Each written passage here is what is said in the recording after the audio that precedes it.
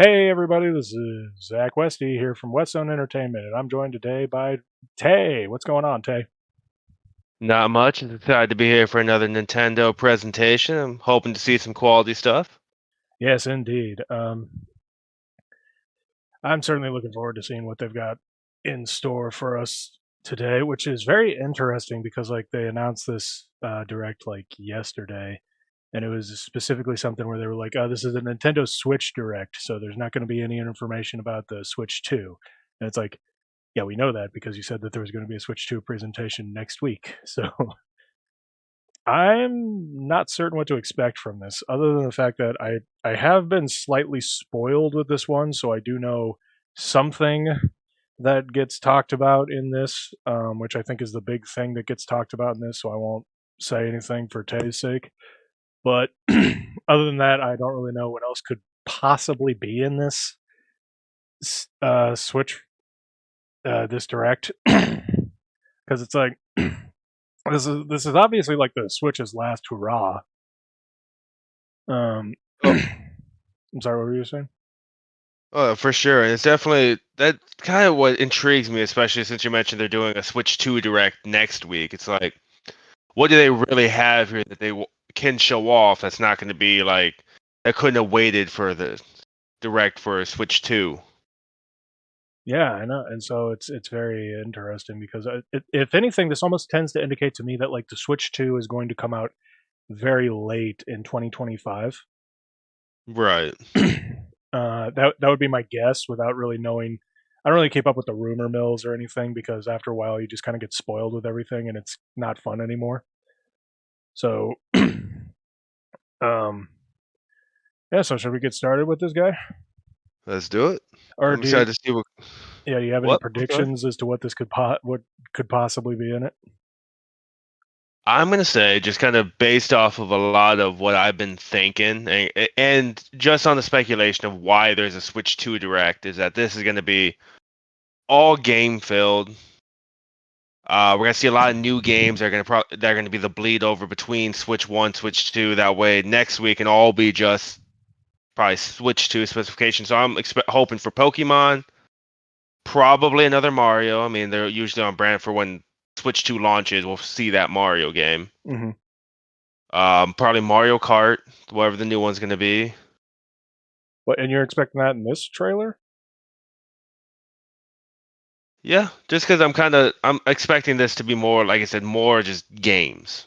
Okay. Probably like bleed over games, and then I'm gonna throw it out there. There's something partial speculation is that a Resident Evil game is gonna Mm, show up here, that'd be just because interesting. like a lot of the remakes that they've been doing, if it's not going to be the next game in the sequel or the sequence, which is five, it either going to be the remake of one or remake of zero, which had Nintendo exclusive agreements back in the early 2000s. So I'm hoping like if that's going to happen next, we're going to see it here. Yeah. I I don't know. For me, I kind of expect either something. I have heard something in the rumor mill that is like, oh, that would be amazing for me. Which is there's like rumors that there's going to be like a custom Robo game, which Ooh, was which was a series that I absolutely loved, but like never took off. Because like I believe entry number one that came to America was on the GameCube and like in the later half of the GameCube, and then the other one was in the very early days of the Nintendo DS. So no, needless to say that they both bombed. I But said I'm go on. I'm sorry. I'm sorry, they're both just like fantastic games, and I just absolutely love them. And I know I forced you guys to play them at one point in time, but Oh yeah, it was definitely unfair because it's like I am cracked at that game. right. And I'm just hoping that whatever happens, I want to see some surprise. I don't want to see the same stuff. Yeah, I also think they might mention something with Dragon Quest One and Two, the 2D HD remakes, or Could you imagine we get Donkey Kong Continent instead of Donkey Kong Country? that would be The pretty crazy. evolution. All right, let's get started with this guy. Do it.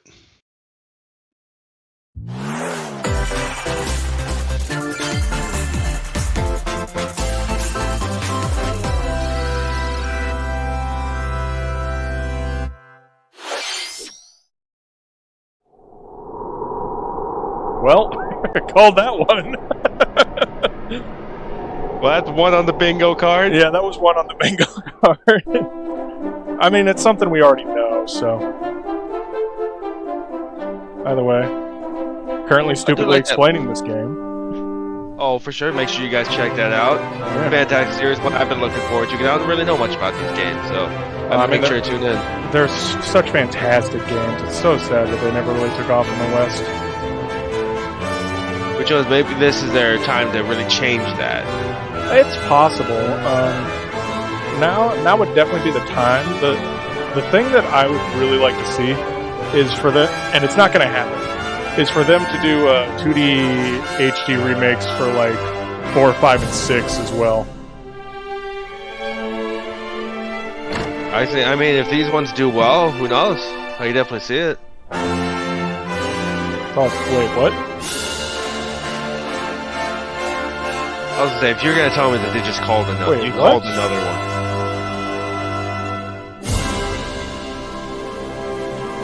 That character, is that the Princess of Panic? Hello, I'm not sure of. I'm Shinya Takahashi, It is kind of I'll be interesting your that they guide started with for Dragon today's Nintendo Direct. Today, Jason, we'll definitely be makes you wonder if they're gonna be like information on bigger upcoming highlights Nintendo after, and they're Switch like, games. oh, let's get it started right. We'll also have a Nintendo Direct for Nintendo Switch 2 on Yeah, April we know. 2nd. We'll be here for it. So please tune in for that as well. You know it. Oh, we will. What you just saw was Dragon Quest 1 and 2 HD 2D remake from Square Enix. Another character appeared at the end. What kind of adventure awaits? We hope you're excited for more information in the Yeah, future. because Dragon Quest 2 has like Okay, 3 let's see party the first members. batch of headlines. And so like when that other one shows up, it's like, oh, okay, what? Escape from dire straits. With 1% oxygen, they're yeah, no hope. You're dead. It's over. 2 minutes until oxygen 0. Okay. Help me! Please help me, Dante! Dante? The latest entry. Dude, in if the this is a Eye, the Devil May Cry Somnium Files crossover, you series got me. is You can take stirring. my wallet right now. You are Kaname Date, a special Oh, agent with a Date. sophisticated AI called Aiba embedded What in his is left this? eye. Because for a Your second there, mission is to track down there's Iris, an internet game idol design who's been idea that trapped we in a have. mysterious escape game. Conduct that interviews looks to very investigate similar Iris's whereabouts. at the very beginning, I was like, oh fuck, but this is completely Dive into a different. subject's dreams to reveal clues hidden deep within I their was saying, psyche. like, if we get this AI, I mean, that means our idea is still safe. mind-bending puzzles in an explorable environment. Yeah, I think the idea, I don't want will bring to you reveal one too step much closer because to the truth. for obvious reasons, but like it's very Uncover different what's hidden than, in reality and dreams yeah, to 100% rescue different than Iris. how No sleep for Kaname. I was worried for a Date second from there. I was like, I, oh the fuck, they Somnium stole our Files game design launches on the idea. Nintendo Switch But system we're good, July we're good. 25th. I was saying, after Sword Art Online took our ideas. Unleash You the laugh. supernatural. But like Jonesy and I actually had like a TV series we would play as kids, where you would like where they got stuck in like a digital world. I mean, granted, not that, and it was specifically a video game that they got stuck in. A classic Atlas action RPG returns, and it was with very, like, remastered Sword HD Art-esque. graphics and enhanced gameplay. I mean, don't get me wrong. Like Set in the it was capital probably more city like ripping in the off year Code Taisho Lyoko, 20, but Raido Kuzunoha makes his living as an apprentice detective. But I was hoping that when that unbeknownst guy to was others, pointing he that also like pen with fights the green light, he was gonna alongside say a body demons as a Kadabra. Like right double there. yeah, that was To definitely protect about the capital, Raido must investigate a series of supernatural cases. Is this Shin Megami Fight in Tensei? real-time battles alongside No, this demons was- you summon. Well, like, is Work it in with your the Shin demons to Megami strike an Tensei enemy's weak universe? point, then follow up with a powerful attack. Wouldn't surprise me. Cooperation is the key to victory. You can even turn opposing demons into allies. It looks like Shin Megami Demons Tensei. can also be useful Well, yeah, this is Shin outside of Megami battle. Tensei. And their powers are 'Cause helpful in finding that's Jack solutions Frost, during investigations. He's basically like the mascot of Guide Raido Shin through a Megami series Tensei. of strange incidents I assume you're the bird who gave us a call? as Oh, he no, this is uncovers a Rhino, that's all I conspiracy like. that will shake the capital to its core. Rhino Remastered, The Mystery of the Soulless Army, launches I mean, on it is Nintendo Atlas, Switch so. June Are there 19th. too many L's in that? Pre-orders begin later today I don't on know. Nintendo eShop. No, there's too many L's in that. Damn it, Sega! This is why your company was going down. Consume darkness. Atlas, Spell check Sega, it. whatever. With your memories gone, you have been summoned to a strange, unfamiliar world where you're greeted by a yellow orb known as Puck. But who is this spherical stranger? It's Moored Pac-Man. in a It's fucking mysterious, Pac-Man. maze-like world, your battle for God survival damn it, Nintendo begins. just made Pac-Man again. Nintendo As Puck has guides made you on your Pac-Man journey, again. you'll delve deeper into the expansive world. Oh man. By examining your surroundings, you can phase shift and combine with Puck to explore Yeah, areas oh my God, you this couldn't is reach Pac-Man. before. But tread Wow. lightly. All the right. creatures inhabiting this I see world your game, will prove Nintendo. hostile. Well, okay then. When facing imposing enemies, Well, this is you made and by Puck can Bandai Namco, temporarily so. fuse into the Gaia form to unleash powerful Oh, and now they're attacks. just ripping off Xenoblade Chronicles X. By consuming your prey, you'll collect resources that can then be used to enhance your abilities. Yeah, just Xenoblade Chronicles X. Work to uncover Puck's true goal. And What, they devour show me the enemies ghost to boss. survive this Possible? cruel world. Show me the ghost Experience boss. a dark twist on the iconic Pac-Man when Shadow Labyrinth launches on Nintendo Switch July 18th. I mean, Could you you know, imagine that I didn't game even think end? about the fact that it's just like a The reimagining of rhythmic Pac-Man. march begins. Imagine that labyrinth, like when it ends, it just goes to an aerial shot and it's Remasters of just the Patapon Pac-Man and game. Patapon 2 are drumming onto Nintendo I would Switch be as one pissed. bundle. And I would play it again. Play your drum to the beat and give different commands to the Patapon army. For example, Pata Pata Pata Pon advances them forward, while Pon Pon Pata Pon has them attack. Too many words, throwing too And many if you at me. string Yeah, I know, together right? combos with good timing, the Patapons enter fever mode and get a big boost in power. Played the rude sandstorm From on the it and Force I'm not Riding hard Kiba mode. Pond to the Shield Savvy Tate Pond. Build up They your ain't ready battalion for to brain take power. on hordes of fierce foes. The song you can feel. My God, is that a monster from Plus, Monster Hunter? new features have been added, so you can advance to the beat of your own drum. Lead the Patapons and march forth when Patapon 1+2 Replay launches on Nintendo Switch July 11th. Yeah, a lot of these are in July, which makes me think that. Welcome to Zephyr Town, a cozy place nestled in a windswept valley. This is where your new life begins. Is this a Harvest Moon game? Yeah, Story of Seasons, so. Harvest Moon. It's kind of First surprising it's kind cropping of up going on the rapid Nintendo fire with DS us right system, here instead of like this immersive farming and present, life kinda sim talk has about a no little bit. shortage of activities to get Yeah. up to. I wonder if that just means they have a lot of stuff to show up. Tend to your farm while growing crops and caring for animals. Then sell your produce and other wares at the town's weekly bazaar. No one buys As anything bazaar from you. sales grow, you'll help the once famous market regain its former splendor. Inspiring, honestly.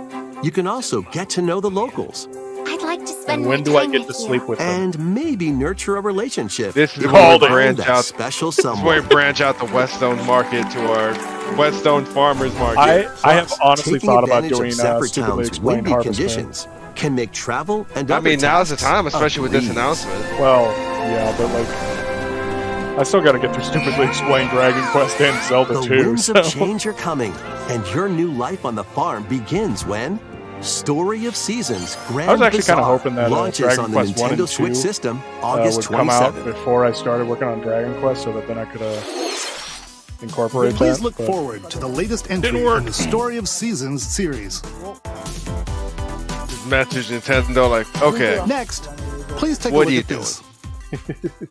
I gave you the perfect alley-oop. Yep. You could have done so much better for my growth, and you didn't. Why, Nintendo? Is this? Oh, awesome. I was gonna say it looks very Halo-y, but I was gonna say, like, are we gonna see something Metroid-y?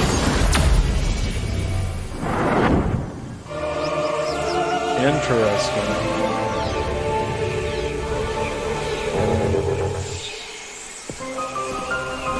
Okay. This is the unknown This is gonna planet have to be a game that I Euros. play.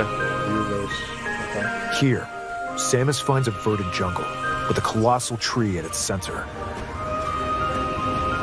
Don't tell me it's just Samus meets In order to Avatar. survive and escape this planet Oh, I that she was almost guarantee you that, unexpectedly like- transported to. I think Samus we must scan stone might have figures called and it. other relics to carve a path forward. Okay, very Metroid Prime-esque. But did it say Metroid Prime? What was it, Metroid Prime 4? Yeah, this is Metroid Prime 4. She's not alone, though. Abhorrent, alien creatures living in the jungle are waiting to strike. Sounds about right, yeah.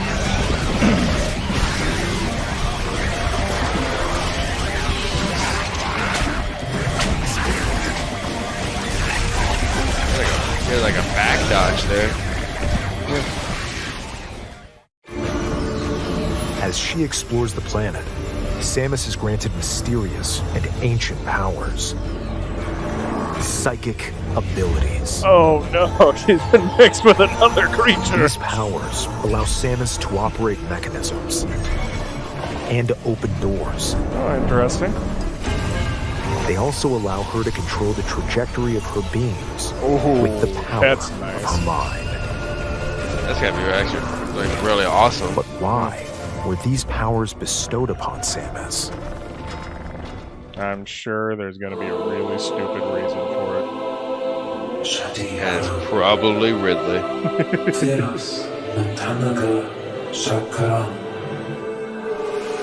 Could you imagine just tell us right there? Yeah. Oh, all right. Well, no need for that. And what will be her fate after being summoned to Vuros? The threads intertwining beyond space and time are beginning to weave a new tale. Huh, interesting.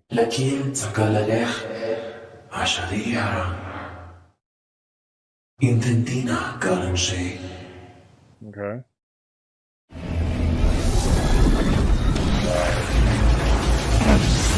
Oh, we're just gonna keep talking about Android then. Wait, Dark what? No, I don't think so. Yeah, the way It they're looks like reacting, even they more definitely seem. challenges await Samus. The Samus get another suit? We hope Yes, you're looking she forward gets to new suits exploring all the with time. Samus's new psychic abilities. Okay, let's move on to some more headlines. Oh, okay, cool. Ready to stir up some mischief? Enough of that. Let's move on. Once upon a time, there was a drab coffee shop that transformed into a magical Could be wrong, potion but- cafe. Nope, never mind. As the newest Never mind. potionista of the cursed cafe, you'll craft I concoctions was for gonna say, I Disney think villains Kelsey's played this game, and but I get to don't know think them so in a anymore. new light. Mix ingredients to brew all Is that sorts casual of Captain strange Hook? elixirs. Then serve them to your villainous visitors, Come- including Yeah, Oh, I have yeah, a- Gaston about to go with tee help off. from Yzma, you can upgrade your ingredients to produce some Why are they all wildly villains? wicked creations. The potions you make can influence each customer's storylines, leading to different outcomes every time you play. Who knows what Interesting. mischief might happen? Disney Villains Cursed Cafe Yeah, I guess that's launches on villains. Nintendo Switch Oh. later today. Summon a spellbinding adventure. I do love how like a lot of Nintendo's Welcome games to are more Witchbrook like College, are always where more like students anime. strive to master the magical I arts. get their like During class, like Japanese use company, magic and that's circles to huge perform there, but- rituals, fly on brooms, and learn advanced techniques to go from witch in training to It's kind skilled of interesting because spellcaster. Chucklefish is like the There's also plenty to do publisher of outside of Stardew class. Valley. Hang out with friends at their homes. They're not necessarily like the developers, but Take on various jobs to help pay for tuition. or use the spells you've learned to craft and sell original items. Wait a Plus, minute. up to 4 players can make We just Everything saw you this wanted. concept. Explore Damn this it. whimsical world on the road to Harvest Moon is graduation beating and us beyond. once again. This does Are look you actually ready really for a delightful, though. spellbinding journey? Oh yeah, and I think that's something that Nintendo does really well. Enrollment Just begins put a when Witchbrook flies onto Nintendo friggin- Switch this holiday. like feel good games of putting a picnic Action, basket in the adventure, middle of the and street. arcade games await. Okay. Set off on a fantastical mission to eliminate a mysterious deity. In this hand-drawn platforming adventure, you'll explore an expansive I always archipelago love I hand where just saw nightmares that. and wonder collide. So Upgrade your the way that trusty he did cane that with magical with the parts. cane, Then that's use a its abilities reference to find to your own a path really through old the game, enchanting world. DuckTales. Can you uncover the secrets the archipelago holds? Which was like a Find NES out game. when the Eternal Life of Goldman launches on Nintendo Didn't Switch Shovel this Knight take a holiday. decent amount of inspiration from that game? I think so. Game? Celebrate the 40th anniversary of Gradius with a collection of arcade shoot-'em-up games from across the series. Sure, why not? Titles include Gradius, Salamander, Show me the JonTron Lightning bullet hell game. Gradius I want 2, to see that. Yeah. Gradius 3, and Salamander 2. And how many Some Space titles come with Invaders multiple clones did we versions, make? including ones from different regions and launch Not years. enough. Yeah, pretty Plus, much. take the Gradius helm 5. in a brand new entry, Salamander 3. Oh, you called it. You called it. Gradius Origins launches on the Nintendo Switch system August 7th. Pre-orders begin later today on Nintendo eShop. Battle to the beat in Rift of the Necrodancer. Press the corresponding buttons in each lane to fight monsters in rhythm-based combat. Keep the cadence going with epic boss battles, Yeah. quirky minigames, So these guys remix made like stages, a, and global leaderboards. They Plus, made like a more spin-off musical game. mayhem awaits in the Celeste that Music was Pack set in ADLC. And be on the lookout for more was very DLC in the unique. future. Rift of the Necrodancer launches on Yeah, Nintendo 'cause Crypt of Switch the later Necrodancer today. Had like a Zelda. Let's crossover. see what's in store. That's pretty sweet, actually. I kind of like that. I always loved rhythm games. I feel like that, especially nowadays, a really slept-on genre. Welcome to Tamagotchi Plaza, a brand new entry in the Tamagotchi Connection series. There are stores galore. Design glasses at the eyewear all shop. right, Nintendo. Oh my goodness. Polish pearly whites solo. Are they or trying with to a like friend keep us at from the thinking of dentist. the other thing that And none of us could arranged keep plates alive? at the afternoon All the tea shop. trauma and flashbacks. I don't 12 know. wonderful stores need your help. I'm just thinking of that scene with like the guy who like Provide You know, good he customer orders, service to get high beers ratings at the and upgrade German each shop. in the German place and he holds up 3 fingers. In doing so, which is not you get how to a meet German more would hold them Tamagotchi, up. making the town livelier than before. With over 100 new and classic Oh, the pink Tamagotchi, guys love the business pink, is okay. sure to be booming. Tamagotchi. Get ready to set up shop when Tamagotchi Plaza launches on Nintendo Is Switch everything a June marketing 27th. game right now? Apparently. Yeah. I figured.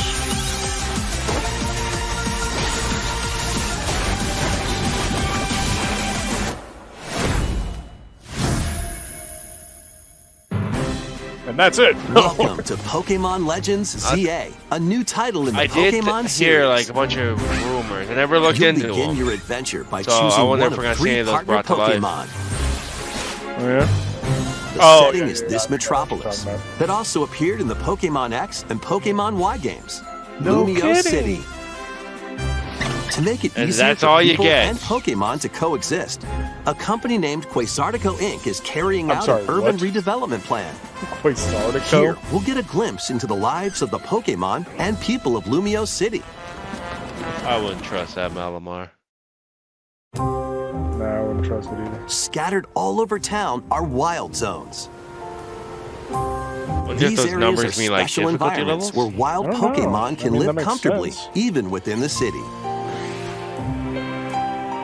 And that's you can where catch we Pokemon just here, take them all from their homes. but they It doesn't might even be look like a hostile. positive environment for sense someone trouble, to grow in. Get to safety. The There are Pokemon that live outside wild zones too. I do find Some it, of them can even be found on rooftops. Okay then. People and Pokemon snap, they live found easygoing me. lives in Lumio City. But Oh no. when night falls, the city's aura transforms. Highly skilled trainers are invited to participate in a tournament, the ZA Royale. Okay. Trainers await in battle zones. Are the wild areas? If you're spotted, they'll challenge you to battle. So you're just gonna get jumped. Strike first before being seen, and you'll land a surprise attack. That's not. During So you battles, just using a jump super or be effective jumped. move at the right moment is key. There is no other option. Oh, it's a beautiful night. And Lucario, with kill him! Mega Evolution, some Pokemon can power up even more. Yeah, but are there gonna be new Mega Evers? You'll start at rank Z and work your way up to rank A. Oh my goodness. I was hoping that you worked your way up Trainers to who reach the rank top 5. are said to have a wish granted. I've been added to Pokemon. Even my Pokedex is about to fight you. Day and night are two sides to Lumio City. It they seems just there are even murder all more the Pokemon at secrets night? waiting to be uncovered. What will you Zygarde. find on your adventure? Yeah. Pokemon Legends ZA launches on We forget Nintendo sometimes Switch that later Zygarde this is a year. 6th gen legend. In Lumio City, where the game is set, the aura transforms between day and night. It seems there are even more secrets to uncover. Please be on the Yeah, I lookout suppose for Aura more was a information really huge in the deal future. like X and Y now that I'm thinking about Next, please take a look at this. Hello there. Boop. it. The game you're WarioWare? about to see. Boop. Doesn't No have a way. big, epic story. Boop. But what it does have is lots That's of funny Duck Hunt. little rhythm games. On there? You wanna see? Boop. If I say no. Just press the button to jump through the ring. Boop. And then sell your wares at the shop.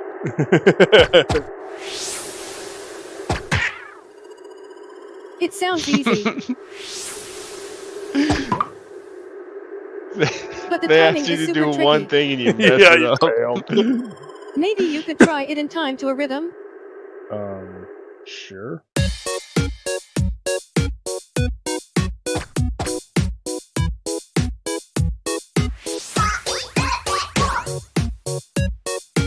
Something weirdly dystopian about this.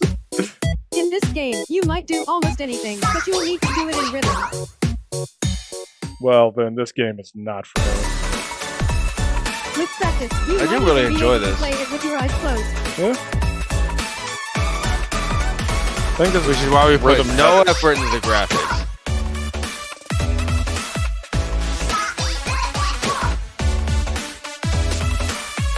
Get into the rhythm with a brand new entry in the Rhythm Heaven series, Yeah. Rhythm Heaven series? There's Rhythm a Heaven series? Groove. Yeah. I think it started on the 3DS, but I could be wrong about that. That was Rhythm Heaven Groove, a brand new entry in the Rhythm Heaven series. It includes lots of music produced by renowned Japanese musician Tsunku. Sunku? Okay. What kinds of rhythms do you think you'll hear? We hope you're looking forward Up, to it. up. Oh, yeah, definitely. Next, This is going to be we have Seth's news favorite game. about the use of digital games Just on your getting system. buff. Yeah, Please take a look. we got to tell Seth about it. With game cards, you can put a game featuring Mario in this Nintendo Switch system Uh-huh. and a Legend of Zelda game in this one, freely inserting the games you have on hand into any system you want. Right. But what if digital games could be as flexible and convenient as game cards? Well, That would be here's what we nice. came up with. Introducing the virtual game card. In the future, virtual game cards can be used So for not right digital now. games.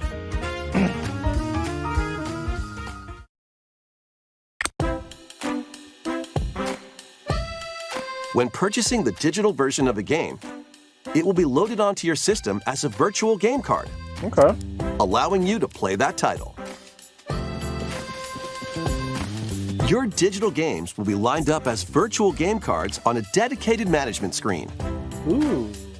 That's actually very Here, nice. you can load and eject your virtual game cards and manage which games you can play on your system.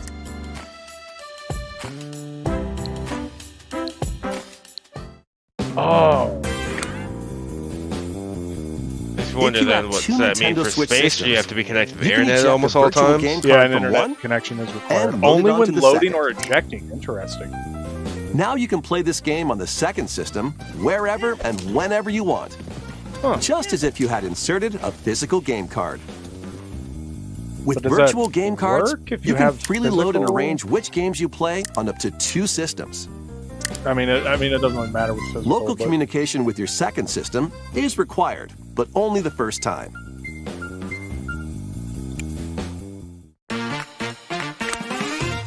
You can also lend out virtual game cards to your Nintendo account family group members. Oh, that's nice. Connect to your family group member system via local wireless when you want to lend a game.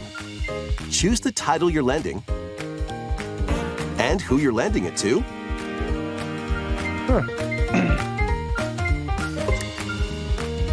And you're done. They can now play on their own system. You can only lend one game at a time to a particular person. Games can makes be lent sense. out for 2 weeks, after which they will automatically return to you, Okay. That's making helpful. digital games even easier to use. Well, and then on top of Virtual that, that's game very card. like family friendly. Yeah, I really like how they elaborate, because at first when they were talking about it, I'm virtual like, game wow, so card that's just feature exactly lets how you online swap games are supposed to games work. between You can Nintendo download Switch it wherever systems. you want. as well as to Nintendo Switch 2 systems. Yeah, that's what I figured. This feature is planned to be added via a system update in late April. Let's take a look at more Nintendo Switch games. Oh, jeez. I thought this was like only 30 minutes long. Yeah, but a lot of these have, I felt like, pretty short presentations on each. Oh, that's High on Life right there. Yeah. Okay. Which is surprising, because I thought that was more of a fairly adult, raunchy type game. I mean,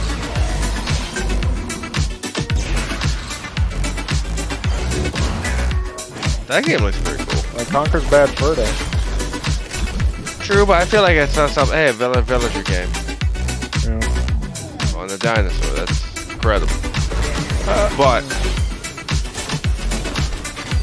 Look, we made Splatoon, but we made it worse. That's not Hey, fair. I don't know anything about that game. Probably amazing like it. and I never. and I never will. Yeah. Oh yes.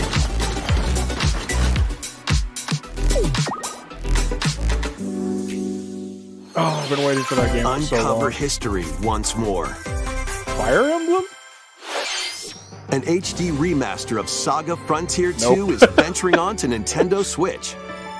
Meet Gustav, the royal heir, I don't and know Will, the anything about the explorer. Saga series. Two heroes whose fates and legacies will intertwine across generations in this epic RPG.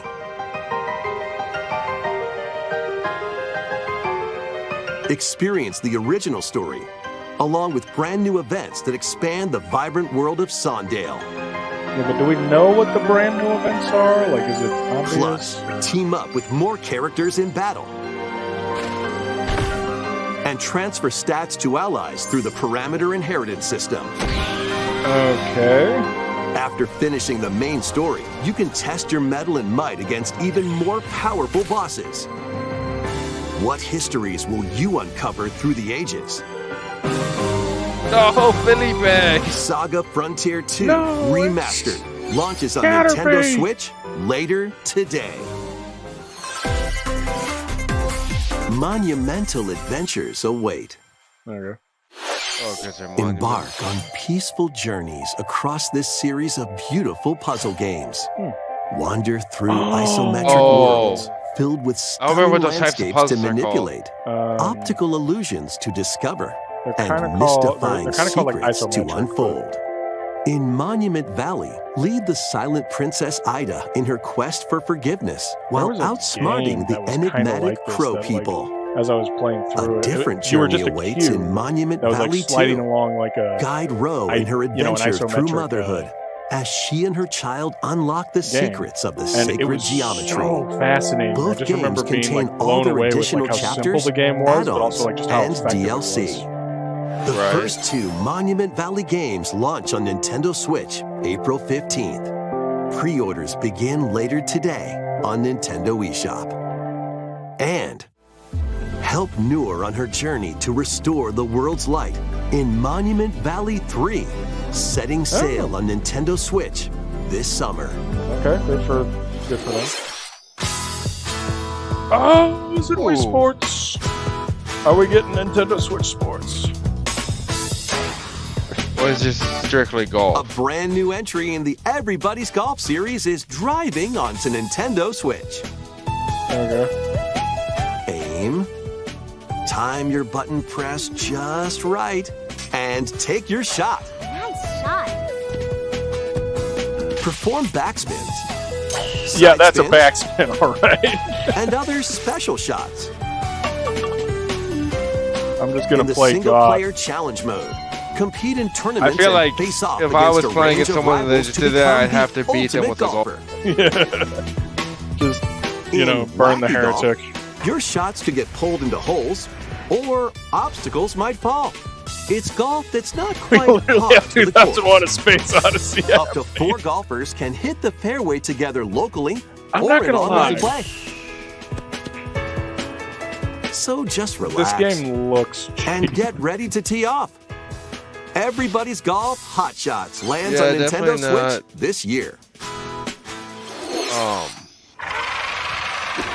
Definitely doesn't seem like really awe-inspiring, or Yeah, it looks Unite like some of Marvel's um, greatest superheroes in the fight I against don't know evil. what it is, but there's like a lot of Pair up games 2 that like heroes don't from the translate roster of well to 15, Switch. including the And then likes of the it's spectacular like they start on Spider-Man other consoles and and the then they just don't ferocious even attempt Wolverine to- take on the challenge. Which I get, From because like close the quarters Switch is kind combatants of to aerial underpowered. aces, you can mix and match a variety of heroes for an which amazing hopefully the array Switch of 2 is possibilities. corrects that.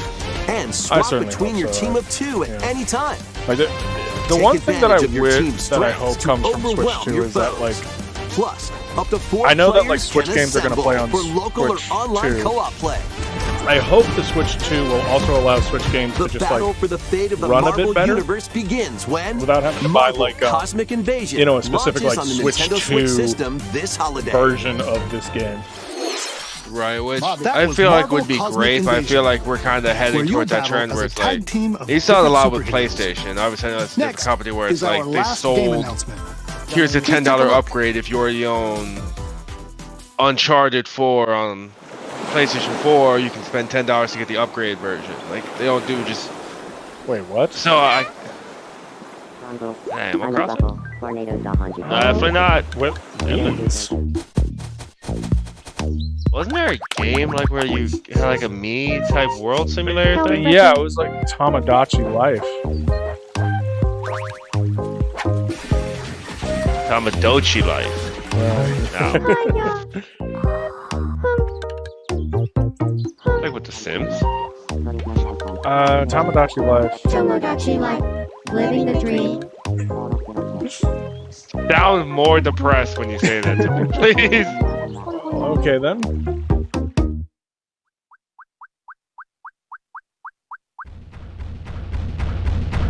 Oh dear lord. Did you want to talk?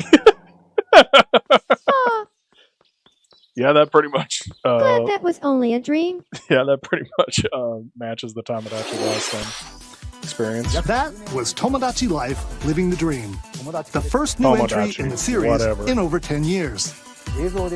In the trailer, we saw Mii characters living on an island out at sea. What kinds of interactions do you think they'll have? We hope you're looking forward to it. Thank you for watching today's Nintendo That Direct game's so coming far. to the Switch in 2026. Our final announcement is something a little different that's not a game. Here's Mr. Miyamoto to introduce it. Okay. Hello, I'm Shigeru Miyamoto. Thank you for watching today's Nintendo Direct.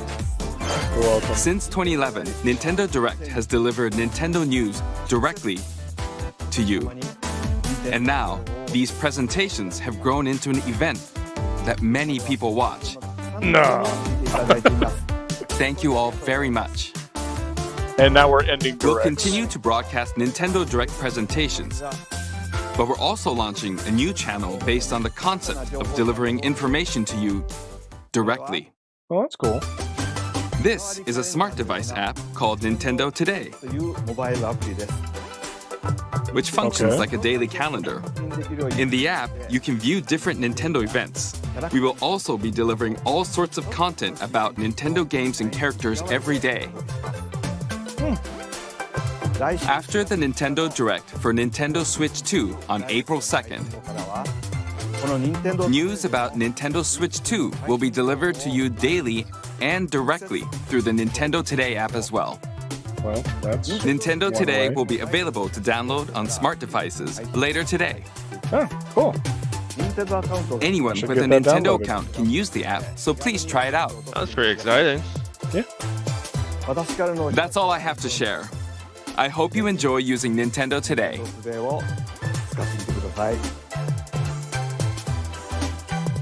That's all for today's Nintendo Direct. Thank you for watching. You're welcome. Where's the Danky Okay. King? Nope. Shoot.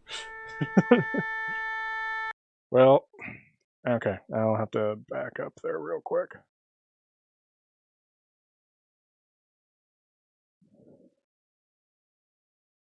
Oh, not again. Come on, get the full screen. Is that all it's gonna do for me?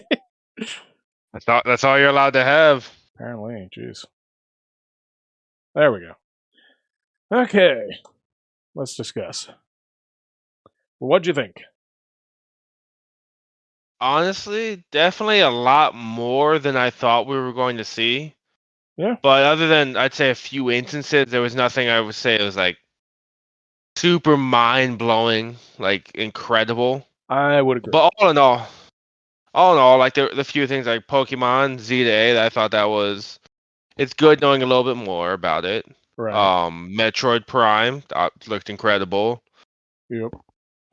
The game cards is definitely an interesting concept. Yeah, 100%.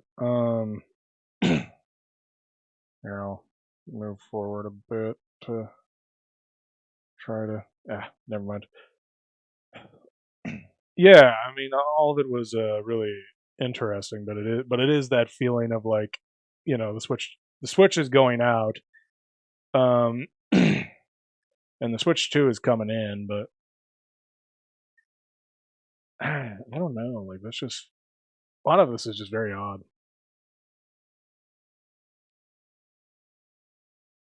Okay, maybe just like a little bit. Okay, Dragon Quest. Okay, that's as good as I'm gonna get. Dragon Quest 1 and 2 HD 2D remake. I mean, I'm certainly Go on. excited for it. I certainly enjoyed Dragon Quest 3 HD 2D remake. right, and then we had that character at the end. Yeah, that's very interesting. My main guess. So basically, I'm not trying to spoil anything about Dragon Quest 2, but Dragon Quest 2 follows like 3 individuals who are like different members of like royal families. Right. You have the Prince of Midenhall, the Prince of Canuck, something like that, and the Princess of Moonbrook. And those were like the 3 characters, which was back in 1987 when this game came out. Because with Dragon Quest, as you can see as you're watching through Stupidly Explained Dragon Quest, you only have one character in your party who is this character here, as I'm circling, who is named Alf. Although he is like the descendant of Erdrick, who is a legendary warrior. And Dragon Quest 1 only has him as like the only protagonist. And then Dragon Quest 2 had like 3 protagonists. Oh. Yeah, and so it like greatly expanded the game as well in that regard. Made it super fucking difficult, but I mean, that game is brutal. Because like they basically they also like increased it to where like all the monsters would also be able to appear like in parties Right. as well. And they did this thing. I mean, you got to realize that these games were made like 6 months apart. Like, just think about that. Like, Which is incredible to think about that they were able to have that kind of turnaround. oh yeah, I mean, and especially with like, I mean, you know, especially compared to nowadays, they're not necessarily that big of games, but like back then, um, they were huge. And so basically, in order to like streamline some of the process, they ran like these battle simulators to make sure that like all the battles were like fair and balanced. But they never did the battle simulator with more than one enemy.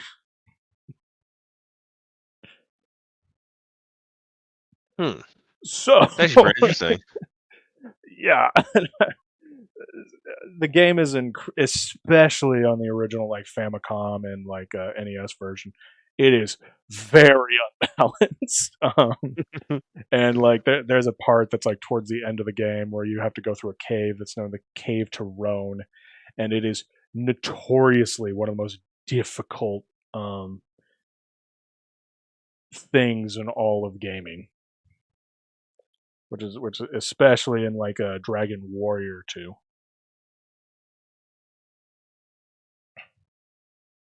So yeah, it's Jeez, real. that's Sorry.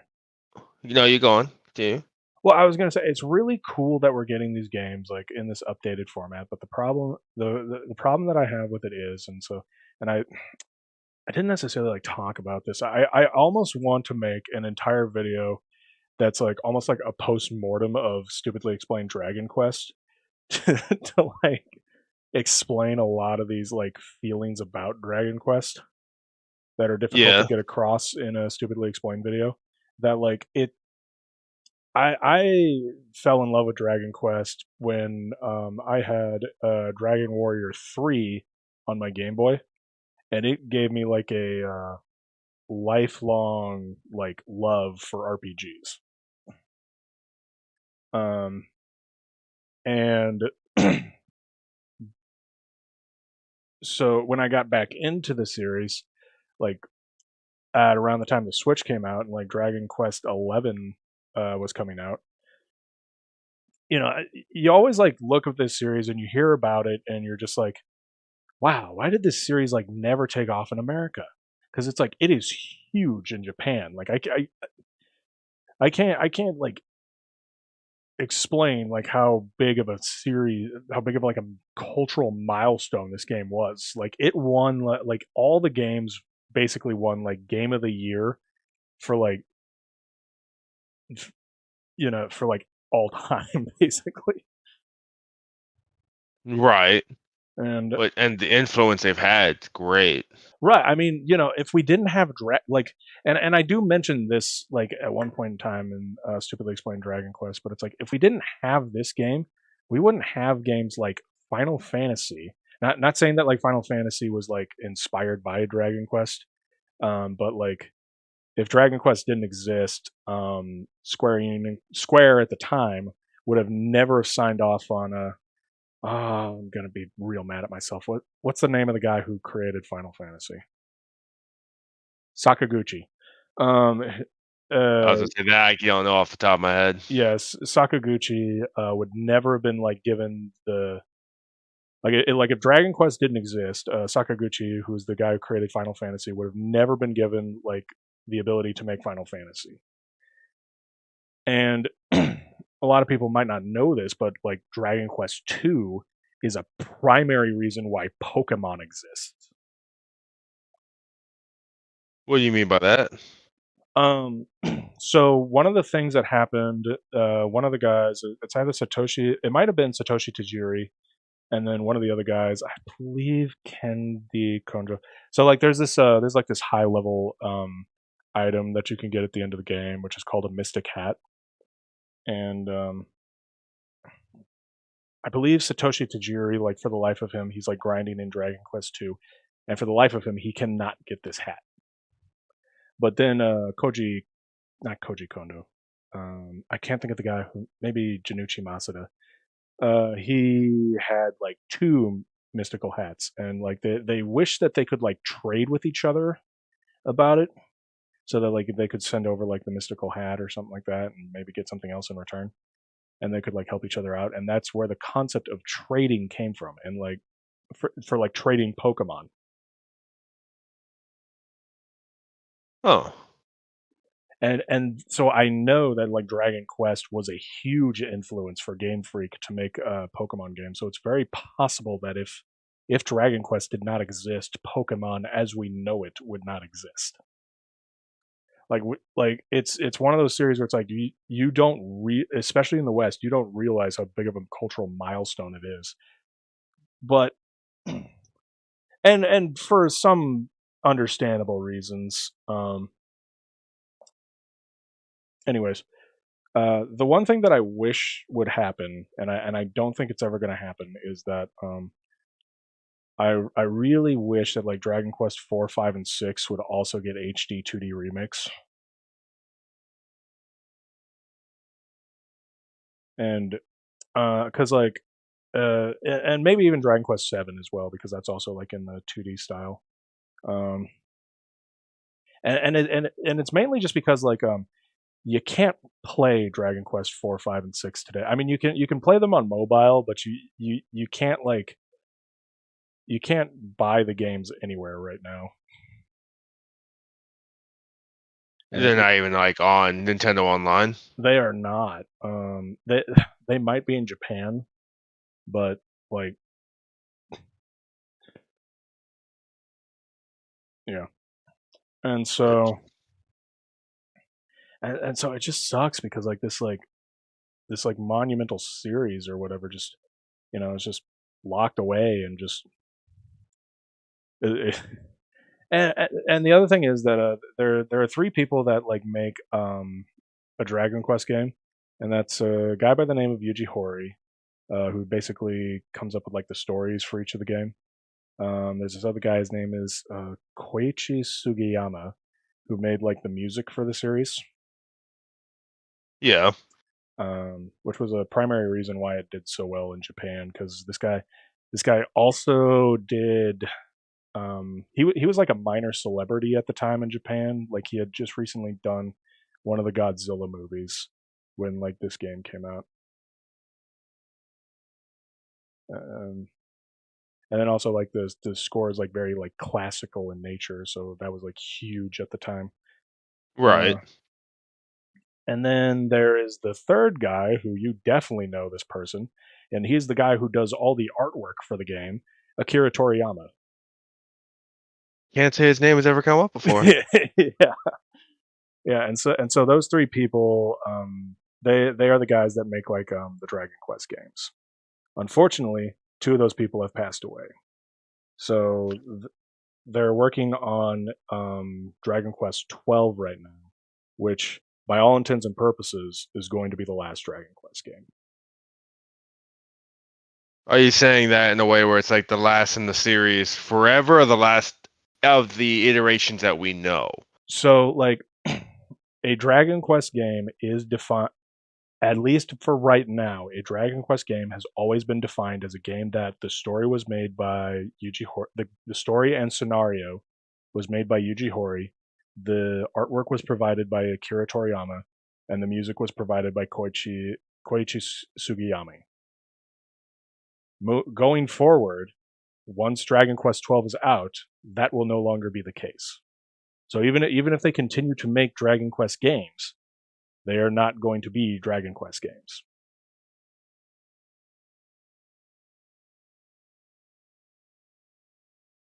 When that's That's honestly sad. I mean, thinking about, I mean, you never want it to be that to be the case. Just like, especially in the series that you love. Yeah, and I mean, it sucks, but it's like on the other hand, it's like I still got one last ride in this series. Right. It's like hopefully they at least, if they choose to continue on, they do right by helping to honor it. Right, and I get that as well. Like I don't know for certain because like Yuji Horii is also up there in age. Like I think he's in his like mid 70s or something like that. So um he's probably it's this is probably his last Dragon Quest game as well, but like I mean, and it's very possible that it's like there's Toyotaro. He's the guy who's like Kira Toriyama's understudy, right? Right. It's very possible that you could get like him to make designs for like the next Dragon Quest game, and then you could also like get if Koichi Sugiyami has an understudy, get him to work on it, and if Yuji Horii is able to make an understudy as well, then you would have something in the spirit of Dragon Quest, but at the same time, it's like I mean, when you fire up a Dragon Quest, if you were to buy it on Nintendo Switch, it will start with Yuji Horii, Koichi Sugiyama, and Akira Toriyama before it shows like the Dragon Quest logo. Yeah, I can imagine them doing like it in honor or something. Yeah, yeah, yeah, and so that's why it's like, on the one hand, like this series, I heard that Dragon Quest 3 HD 2D did really well. I don't know how well though. Either way, needless to say, I'm excited for this to probably wrap it up. So let's move on. No sleep for Kaname Date. So as I was saying, when I saw like this first opening screen here, and like I said, this is probably something that's not gonna make much sense to anybody for like another like 2 years or so. The second I saw this, and Tay, you might know what I'm talking about, I was like, oh fuck, they stole our idea.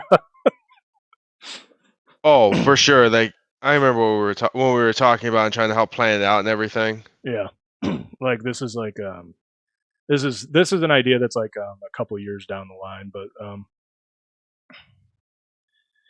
it, It's it, it like, was you always get like nervous whenever you see stuff like this, but I don't want to reveal too much more other than like this just looked very similar to the idea that I had, and I was right. like, oh fuck.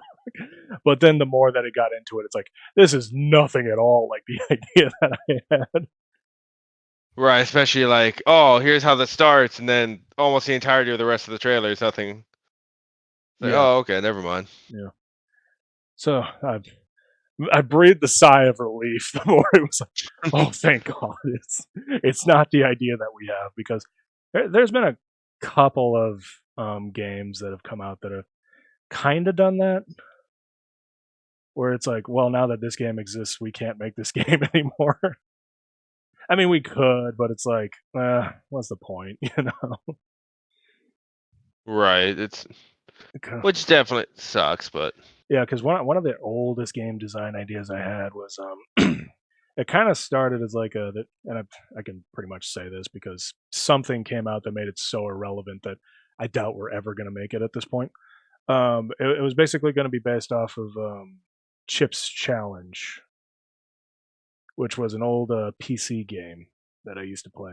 It was like a maze game, and it kind of evolved to be like a mixture between like Luigi's Mansion and The Legend of Zelda. And I always liked the idea, and I really wanted to make it. But then there was like a game that came out that was like I don't know its name off the top of my head, but it's basically just Zelda Maker. And I'm like, well, fuck that. That defeats the entire purpose of the game that I had. So it's like, well, shit. yeah. So, anyways, I don't really have any thought about this game whatsoever. This No Sleep for Kaname Date. Yeah, I definitely, I don't know, like when it started, it definitely I felt like had promise to it, but then as it kind of went on, it just felt a lot harder to for it to stand out from a lot of like the other types of games, especially the anime-esque feeling games that we've been getting the last few years. Well, it's like an escape room, but like, like the main problem with an escape room is that like once you've solved it, if you try to do it again, it's like, well, now I know where to go.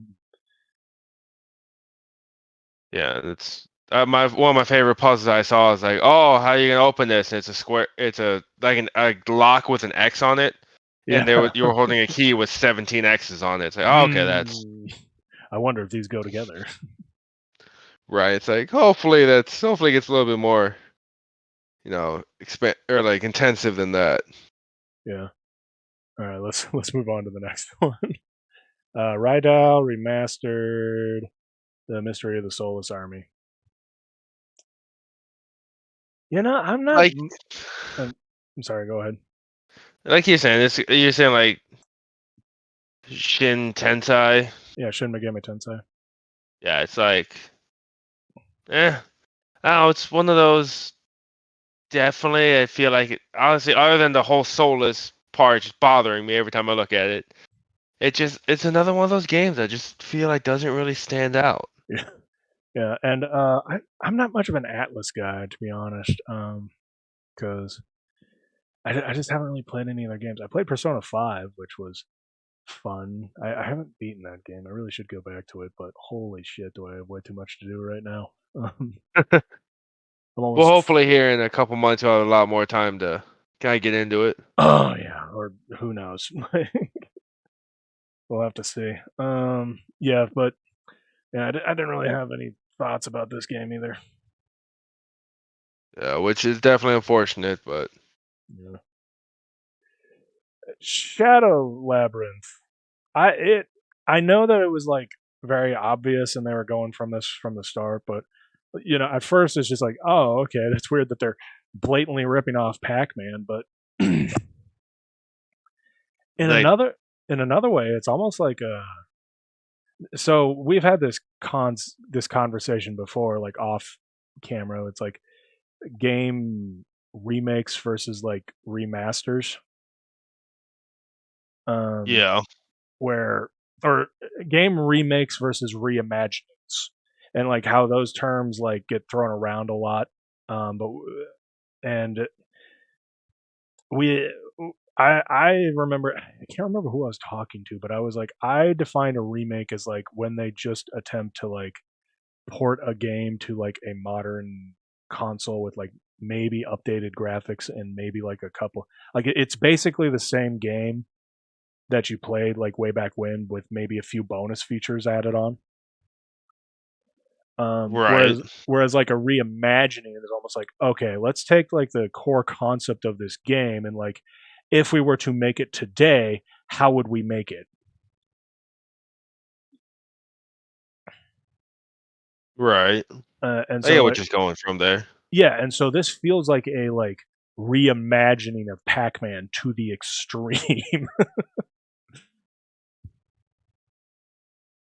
Right. And it's like, I'm hoping this doesn't turn out like say Bomberman, where they kind of leaned into the more edgy side, and it just completely flopped. Which obviously I'm getting a lot better vibes from this game than I did from that. Right. But It almost seems a bit on the nose with like how edgy it's trying to be, but and that's a very difficult like line to walk, but yeah, so it'll be interesting to see where it goes. I mean, it looks promising, but I just kind of hope that they are able to maintain it and they don't like trip part way through. Like, oh, here's all the interesting things, here's the intrigue, and then they just start to go more on the nose and more just making everything generic. Yeah. So it seems interesting. I'll see if I'll check it out. All right, Patapon replay 1 and 2 replay.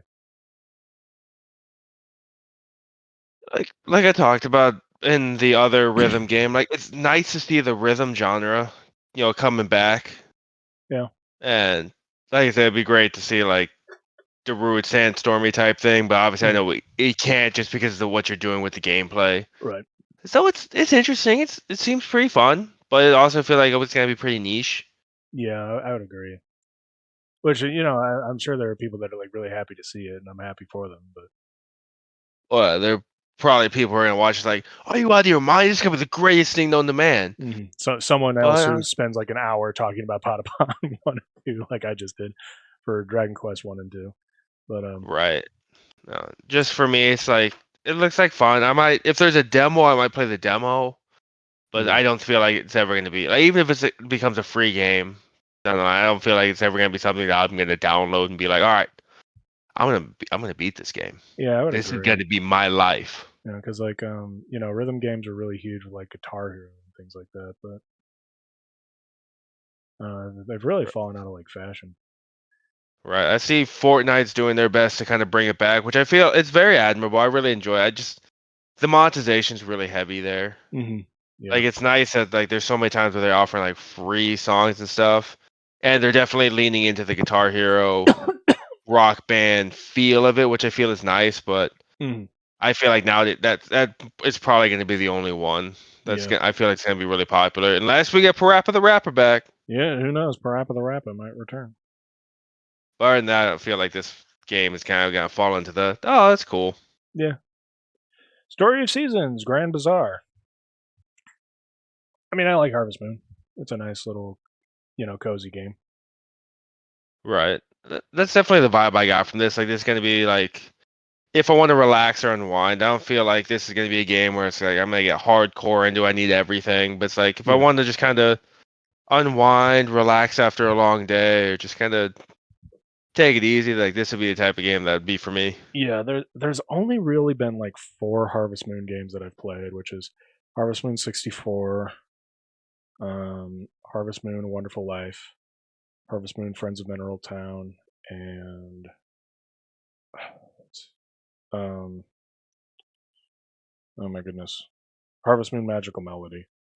And so, and it's been a series that I've kind of like really got stepped away from, but I certainly enjoyed it back in the day. Right. Which I feel that. Yeah. Yes, Metroid Prime 4 Beyond. It's so interesting because like there's so many questions right now of like, okay, what does any of this mean? The numbers, Mason. Yeah, what do they mean? What do they mean? Dude, the algorithms, man. They're driving me insane. Come on, people, please just watch Dragon stupidly explain Dragon Quest. Stop making me feel so horrible that I'm wasting all my time. Anyways, so Metroid Prime 4 Beyond. This is very cool. Like, because Metroid Prime 4, when it was announced back in 2017, was like one of those big like, whoa, we need to get the Switch for Metroid Prime 4. But interestingly enough, and this has been something that like everybody's been thinking, is that it's like there has to be like a Prime 4 like Switch 2 version. Right. So it seems weird that they're like this is the thing that like this is why like this direct and like I just don't understand what's going on right now is that it's like this it's not that the Switch is necessarily over because someone else had pointed out that it's like the 3DS still was like releasing games all the way up until like I don't know, like 2019, somewhere around there. Right. Definitely where it's like most people with their Switches and everything, like you maybe had a couple people still like super interested, but most people kind of moved on by that point. Yeah. And so I wonder if this is just one of those like almost like they're almost trying to assuage some fears that it's like no guys, like you don't have like we're not abandoning the Switch entirely because I think the main concern might be if I don't know this person in particular, but there might be somebody out there who's like, look, I just want my Switch. I don't want my Switch 2. I don't want to Switch 2. Like, I don't want to pay for that yet. But like, what are those? Is there going to be no more new games for the Switch? and it feels like they're trying to like assuage the fears of that person, which I kind of understand because I don't know if you remember this, but like when the Switch came out, like the Wii U, which was a massive failure, they just dropped that thing like a hot potato. Oh yeah, it was definitely one of those like I say it so many times where it's just like the Wii U was the greatest video watching system I've ever Yeah, had. it was the greatest thing to watch Netflix on. So Like Hulu anime, absolutely. Gaming, I wonder if they're like trying to, like I said, trying to assuage the fears of people because the Switch has a massive install base. Like I think it's I don't think it's there yet as like the most sold console at this point in time. Because I think the PS2 still has a beat by like a couple million, but right? like the fact that it's like they're only away by a couple million is like insane. Yeah, and I know like a lot of people are doing this kind of with a lot of the other gaming systems too, like um the PlayStation, the Xbox, all of those. Like people are like they love their systems. They don't ever want to see them go. Mhm. Like I mean, they're still like what was it on the 360? Like I don't know if all the servers shut down for 360 or if it was just like the Halo servers and everyone kind of pitched a giant fit. Yeah, Like I do kind of remember that with like the Halo 3 servers. and like and like PlayStation 4, Xbox One era, like there was a game I remember, Titanfall, Hmm. who they're like it's been I don't even know like 10, 11 years since the game came out. The game only has a few dedicated fans even playing it anymore. No one's even talking about Titanfall. But they're like, all right, it's not worth it for us to maintain it anymore. And everyone's like, whoa, whoa, whoa, whoa, whoa. What are you doing? Yeah, You I absolutely can't mean, do that. on the one hand, so like we're kind of like broaching the subject of something that's known as like game preservation, Right. which is the idea that it's like there are certain games out there that are basically like always online games that when those servers shut down, that game is gone for good. Um, and so there is like a desire amongst players right now to basically be like, okay, well, you can't do that. Like, I paid for this game, I should be able to own it. And like, I'm not necessarily taking a stance on that in this particular video right now. I'm just more or less like trying to convey the ideas behind this idea. Is that like, Right. and to some extent, I probably do lean more towards the gamer side of like, yeah, you probably should like towards the end of the game, and I get that it's like at that point in time, it's impossible to try to make like a single player or like offline mode for the game because it's like, well, the game hasn't been making money for years. Let's invest a lot of money into it to, and I don't even know like how big of an investment it would be to like turn an always online game to like a to like something you can play offline. Um, Right. It's like, are they even going to see that kind of a return investment in that where it's like, yeah, you're going to appease like some fans, like even some fans who are me like, oh, I haven't played that game in forever. It's like, I'm so happy that they're doing that, right. Well, but and like I'm never gonna play it. It's like, I don't know. right, and this is more like an argument towards like it's not even necessarily like a return of investment on like the developer's end, but it's more like a reassurance of because it does kind of eventually get to the point where it's like, why would I buy this game because it's just going to be taken offline and then I can never play it again after a while. Right. Um, It's I definitely feel like that's going to be obviously without just kind of looking at it from the outside in. It's like it's definitely one of those where it's like I get that argument, I really do, but I also see it where it's like, well, if you never support the game or anything, like we're never even gonna get that studio where it's like, oh, that game looks really cool. Okay, cool. Well, they're just gone now because no one ever bought the game in the first place because they feared that, or like the gaming industry collapses because people start to worry about that. Right, 100%. And there's so many discussions that we could have about all this stuff, but um, basically, let's get back to Metroid Prime 4. Let's do it. Oh yeah, Yeah. like this I would say this was the very first game where I'm like, all right, wait a minute, Yeah. something's looking right here. I mean, yeah, Like the this. Metroid Prime trilogy was amazing. I mean, Metroid Prime might be like the single best game on the GameCube.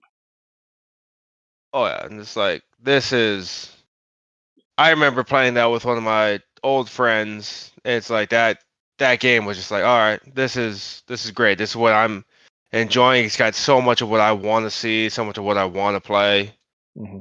It's perfect. Right, and so Metroid Prime 4 being like this game that's been like this mythical, we've been waiting for it for years, and because I believe Metroid Prime 3 came out in like 2007, and so this will nearly be like 20 years in the making at this point for fans of this series. Yeah, because didn't we see like they announced Metroid 4 like how many years ago? Well, yeah, I mentioned that right away. Was that this was announced in 2017, which was like one of the major reasons to get the Switch. Which, and I definitely feel like it's one of those like how many different iterations of Metroid Prime 4 did they go through before they finally settled on this? Like At least one, right? Because they came out like I believe in 2019, and we're like, "Hey, we're scrapping everything we did, and we're starting over." And Which, that like, where we all died. and this is gonna be kind of a call out, but I mean, I don't know if anyone's ever heard of the game Resident Evil 4. Mhm. You know, just one of the most influential games ever made. Right. And it, I know that there were 4 versions of that game that have been made. Mhm. A traditional zombie type game, one that even saw trailer, gameplay, looked incredible, called the Hooked Man version. Mhm. There were just so many, like those versions like felt like they got so close and just scrapped. Now I Yeah. definitely feel like Well, I mean, it'd be we've kind of go been on, there. sorry. We've kind of been there from time to time where it's like you're working on an idea for a while and you really like it, and then just like it just doesn't come together. Like just something just like kind of falls apart. Right. It's like I feel like there's always that part of me that's like, oh, well, can we get that in some aspect? Or I just want to like peel the curtain back that you drew close. Like, show me the game. Show me what you had. I hear what you're saying. Yeah, and yeah, those types of things are always interesting because like Ocarina of Time, which is my favorite game of all time, has a very well known like beta of its game that they kind of like just recently was because there was like this massive leak of a bunch of Nintendo files. They were able to find like the original beta game, and it seeing some of those assets in that game, there is a part of like a lot of Zelda players that are like, man, what would that game have been like? And it's like not to say necessarily that it would have been better, but it's like it's just so radically different that you're almost getting to like branching timelines at that point. Oh yeah, and your brain's always like, I may absolutely 100% love the product we got, but it's like there's always that part of your mind that's like, well, what could have been? Right, Like, because what could have I experienced? Earthbound also had something similar where Mother 3 um, being developed on the N64 for the longest time, and then that version eventually just sort of like fell apart, and then we basically got Mother 3 as we know it today. But like there's like a lot of like rumors around the idea of like Earthbound 64 is like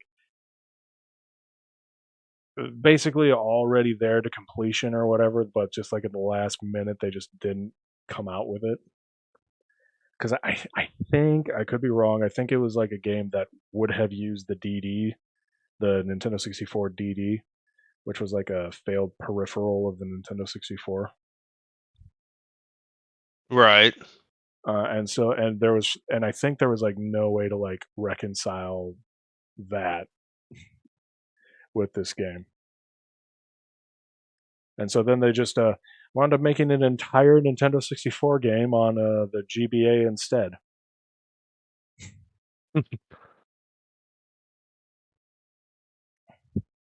Anyways, we should probably move on, otherwise we're going to be here all night. Disney Villains Cursed Cafe. It's cute. It definitely makes me feel like whatever the I can't place it. The I cannot get the name of Pokemon this Cafe either. game. Yeah. It's like, oh, it's cute. It might be a fun time waster. I definitely don't see like almost gives me mobile game vibes, you know? And maybe Yeah. that's kind of what they're shooting for. Like, let me open it up. I'm gonna scroll through, do maybe a couple levels while I'm waiting for something, or I'm trying to fall asleep, or I'm in the bathroom. But after that, it's like, I don't know. It's never gonna. It doesn't like grab my attention. Yeah, there's a lot of games in like this potion maker style that's just kind of interesting. But Right. either way. Witchbrook. Oh, Kiki's delivery service. Yeah, indeed. Or Hogwarts. Yeah, very. It's charming. Yeah, Very charming. But even in this direct itself, I feel like there are so many games already like this just in this presentation. I like the art style. Oh, for sure. Yeah, this But is very similar to an art style for a game design idea that I would like to make someday. If anything, I'll probably just use this as like reference footage for to just be like, make it look like this. right, but even like in saying that, like I said, it's like I could point to 3 or 4 different games in this, like I said, in this direct. They're like, I kind of feel that same vibe. I hear what you're saying. There was a direct where there was like it's jokingly referred to as like the virtual farm simulator direct because it's like I kid you not, there was like 3 different virtual farm game simulators. So like a very like Harvest Moon esque game. Well, to be more fair, probably more like a Stardew Valley esque game. And there were 3 of them all in the same direct. And it was just insane. Yeah, it's like, all right. I mean, I get it, but at the same time, it's like, okay, it's cute, it's charming. And maybe it's gonna be a little bit different, but once again, it just doesn't stand out to me. Yeah, Like, I think that it's just the competition is going to kill it. oh yeah, 100%. Yeah, Eternal Life of Gold, man. Oh, dude, I love Shovel Knight. No, I'm kidding. Yeah, I don't really have much else to say there. I mean, hand drawn, that's always cool. Oh yeah, absolutely. That hands down. I will always have so much love and respect for that kind of art styles, that design. It's always so captivating. Like that, you show it to me, you got me. And then I saw the gameplay, and I'm like, that's Hollow Knight / Shovel Knight / Ducktail. Like, no, okay, I'm talking smack. But it looks fun. It looks very charming. It looks gorgeous. But I don't know. It's not one of those games I can see myself like investing in right now. It might be kind of like what I did with Hollow Knight, where it's like, oh, okay, it's fine. Oh, okay, I got a little bit extra money on my Switch. I'm gonna buy it, and I binged it for a while, and then it's like, okay, cool. I had my time in it. I think I've seen, and then I don't know if this game will have like that cultural impact that Hollow Knight did, where it's like on everyone's list. Right. But I could definitely see the potential there, and like this is a game I very much want to see do well. It just doesn't really call out to me. Yeah, I get that. Gradius Origins, which you correctly called out the fact that they were going to do Gradius 5. That's cool, I guess. I mean, I don't really care too much for Gradius, because like I mean, I'm not necessarily going to say that I'm like against arcade games. It's just that like I was born a bit like after arcades were like not to say that like arcades were gone by the time I was like old enough, but it's like by the time I was like, a kid, the Nintendo 64 was in my like. There was a point in time where like arcade games were far beyond anything that consoles could ever hope to achieve. Right. That was not the case by the time I was like, and don't get me wrong, arcades were always like these cool like novelty things, even back then. But like, there's kind of a reason why they're not around anymore. Yeah, it's like I don't feel this one's really gonna change the game No, no, not here. at all. But I know that like a lot of people are going to be like really happy to see it. And it's very bizarre for me to say like, I don't really care for arcade games when I think like half the material that I've made and stupidly explained are like arcade games. But I mean, I just really don't. I you know, it's not to say that I don't like arcade games. It's just that it's like they aren't necessarily the thing that I go out of my way to play.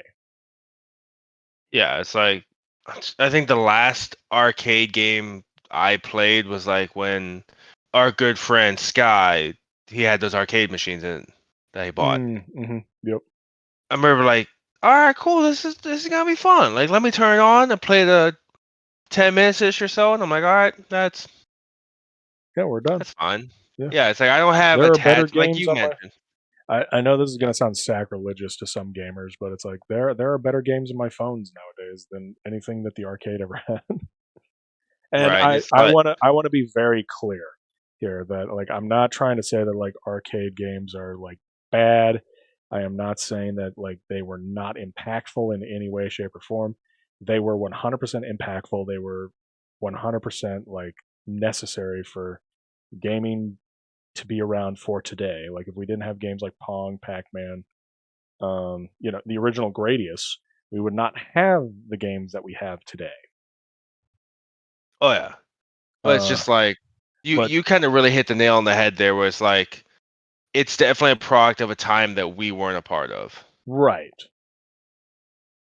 Yeah, it's and like I definitely don't see it like no matter how you kind of present it, how you show it to me, it's never gonna be like I don't feel like it's ever gonna change my mind on like okay, I absolutely need to get back into it or I yeah. need to play it. Well, and it's like these games were designed to be played for like a couple of minutes, and then you just kind of like move on with your Yeah. day. Um, I Anyways, say it's great. It's great that they're here. It's I would say I hope that the people so who do really love it. and I was just mentioning this earlier. It's great for game preservation. Do not get me wrong. Like I don't want these games to like disappear off the map. I'm just like, I'm just trying to say like, well, the reason why I'm not necessarily interested in this game as much as I would be is because I'm just not much of an arcade fan. Yeah, it's like, a lot of it I would say is like looking at it from our point of view, like our gaming taste. Just Yeah, definitely, it's not something that I would say like, yeah, it all is. right, I need to get in on that. It's like okay, it's there. Yeah, yeah. Yeah, that's all I have to say on the matter. So Rift of the Necrodancer. Damn it. Another one of these arcade games that I'm never going to be able to like land on the logo, am I? Yeah, Of it's like course. Okay. it definitely gives me like one of my absolute all time favorite movies, Scott Pilgrim versus the World. Hmm. It definitely I'm kind of getting those vibes from it, and like really like nice retro like indie art style like game like that. Everything about this game is things that I love, Yeah. but it's not gonna not Yeah. changing the game. It's not grabbing me. It's Well, like that's cool. I definitely like if obviously this I know your feelings here, but like if Matt Pat were to have made a video, I'm like, oh yeah, I'm gonna watch the lore on this. I want to know mhm, what's going on. Are you gonna play it? Don't ever ask me that. yeah. Never gonna happen. Yeah. But My feelings towards Mad Pat have softened over the years. I just didn't necessarily like how he handled like his post Five Nights at Freddy's era. I don't really know exactly what to call it, but but I get where you're coming from there, and I understand that. yeah. Well, and But that, and like for a while, that not to try to get into a completely different conversation, but like there was a very like aggravating amount of time where like all like gaming conversation would like um circle around like game theories, like game theory videos, which is fine. It's just that like a lot of people would treat these game theory videos as like gospel. yeah, and I get where you're coming from there. It's definitely like that's all they should be, was just like their theory. Like there's no, maybe they're pulling at hints, they're pulling at clues, but there's nothing Yeah. confirmed. It's I, like, but the way people are treating it. I mean, don't get me wrong. Stupidly Explained is almost like a. I'm not going to say that it was inspired by game theory because it wasn't. But like, in a way, it's very similar to like early game theories, like especially with like the editing style. Which I'm sitting here saying that it's like I never intended that. I want to say that right now, is that I never intended to be like game theory. I'm just sitting here being like, you know, they're kind of more like just more humorous game theory videos. Right. um By the way, Uh, so the only thing that I know about this game, Rift of the Necrodancer, was that there was a game that was called like Crypt of the Necrodancer that like got a crossover with The Legend of Zelda, which was called Cadence of Hyrule. And that game was pretty cool. But yeah, I think that rhythm games kind of fall into that same category of like arcade games, especially like the Guitar Hero games. yeah. That it's like, I mean, don't get me wrong, I actually really liked Guitar Hero. But back in the day, like that was probably the closest I ever got to like really enjoying an arcade. And not to say that I haven't enjoyed arcade games. Like I'm not meaning to constantly crap on arcade games. I'm just kind of sitting here thinking like, I really don't care about Gradius being here. But like, It's not a game that's like, it's not our time of yeah, gaming. It's yeah, and that's basically it. Is that it's like that it's not. I always respect gaming history. Don't get me wrong. Like I can respect games. I can respect games for times. There has been a thought process that I've wanted to do, which is to like go back in time and do like retrospective game of the years and be right. like, what is truly the game of the year of like 1981, which is something that we can like more definitively say in 2025 than they could back then.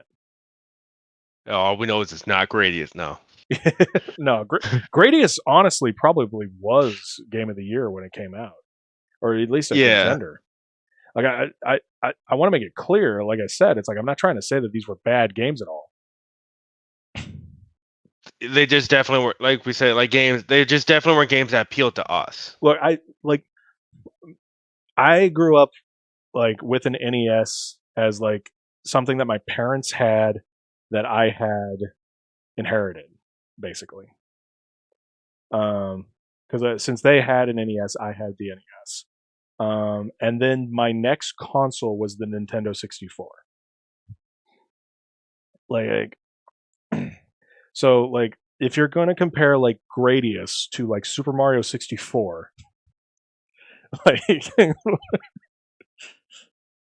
like that's why it's difficult to be like, oh man, Gradius, what a great what a game that I need to get today. So that's more what I'm trying to get at with that whole thing, and that's what I'm trying to get at here. But like, it's just that it's that same Guitar Hero like feel towards it. Um, I feel like the time for this is like long past at this point, Yeah, and it's like, you're only gonna get the people that like have nostalgia for that to be like interested in it, which good for them. yeah, it's like it's not. I do not want to crap on anybody that's like enjoy. Like I want to make that clear as well that I'm not trying to crap on anybody who's actually enjoying these games. Like that is not at all what I'm saying. If Gradius is your favorite game of all time, more power to you. Yeah, it's like it's just It was um, just it's just like it's difficult for me to be excited that that Gradius game is coming out in 2025. yeah. Anyways, let's move on. Tamagotchi Plaza. It it definitely feels like with this game, it's like they're bringing back, and obviously I'm gonna say it just because I don't like from my perspective, like an like old game series that isn't as relevant anymore Well, it's outside of memes, maybe in Japan or that side of the world, maybe it is still yeah. absolutely massive, I mean, but not massive enough to get the name right. yeah. I'm It's kidding. it's just so funny because I've never heard of anybody refer to it as like Tamagotchi. Like that. That's the equivalent of like whenever someone says Pokemon. To me, because to me, whenever someone does that, it's like, oh, they're not a Pokemon fan. Yeah, And and that's not entirely fair because Jordan K will do that. But unfollowing no. yeah, I'm following right now. Your days are over, Jordan K. How dare you?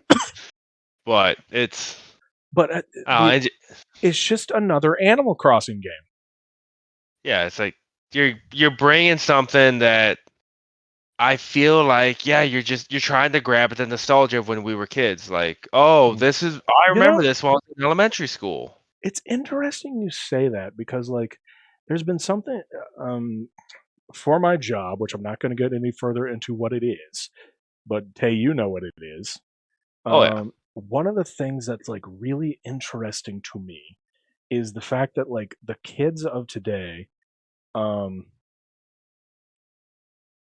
all right, so I work in a school. That's all I'm gonna say. Because I realized like this segue they would seem really weird otherwise. But yeah, I work at a school, and one of the things that's like always very interesting to me is that whenever I hear the kids like talking about like whatever pop culture thing they're talking about right now, I know what they're talking about because it was stuff that I was into when I was a kid. And I always find that weird that it's like, because like that would have been about the equivalent of like when we were kids, if we were like talking about, I don't even know, like Thunderbirds, which was like an old TV show, like, or like the Dukes of Hazzard, like constantly Or when we were kids. Like that's how far apart this generation is. Because like I will hear them talk about like Harry Potter, things like that, or like you know, I mean the Marvel movies aren't necessarily fair to say, but whenever the games that they're playing, it's like, oh, they're playing Minecraft, and it's like these are games that we played. And so it's very weird that it's like it feels like this generation does not have its own culture. Now, granted, there are some things that it's like it's probably the equivalent of like, well, of course I recognize the things that I recognize, but and then I wouldn't necessarily recognize when they're talking about something that I wouldn't recognize. But there's not as many times where they're talking about something that I don't recognize, and it's not necessarily something where it's like, well, I'm just the weird adult that keeps up with like all the stuff that the young people are into for whatever reason. It's more like they're into the stuff that I was into as a kid.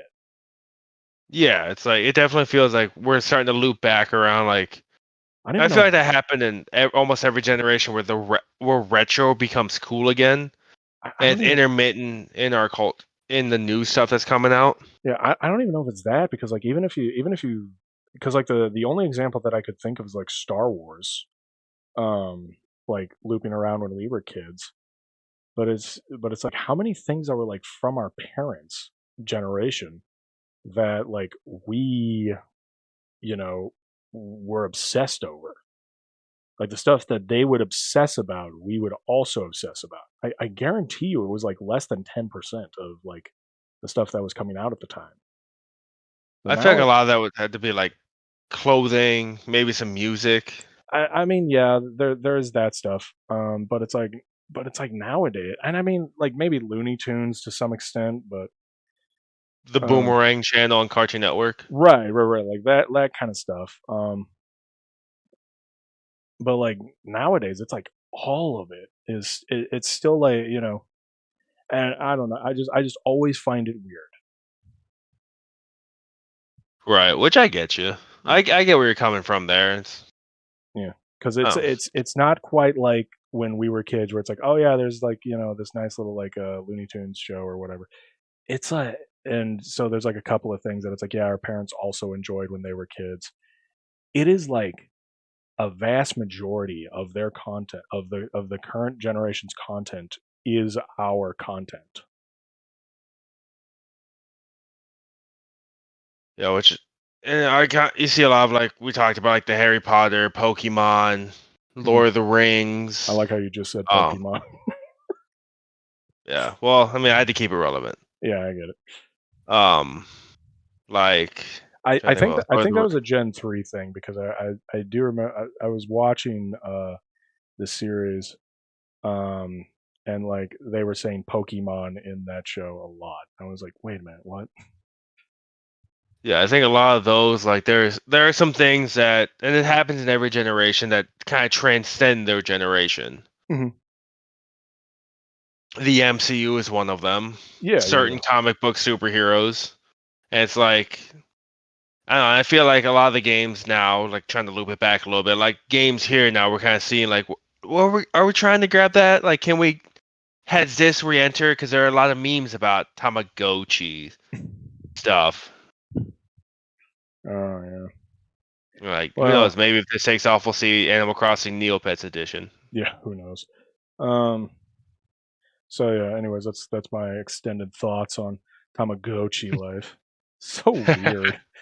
Okay, Right. so let's move on to Pokemon Legends ZA.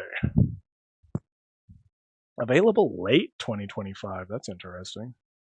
Well, I feel like a lot of their games usually come out like that October, November time. Yeah. I mean, the original like Pokemon Legends Arceus I think came out in January, but Yeah, it's like I wonder if they're like seeing this as like because like Pokemon Legends Arceus was like definitely a spinoff.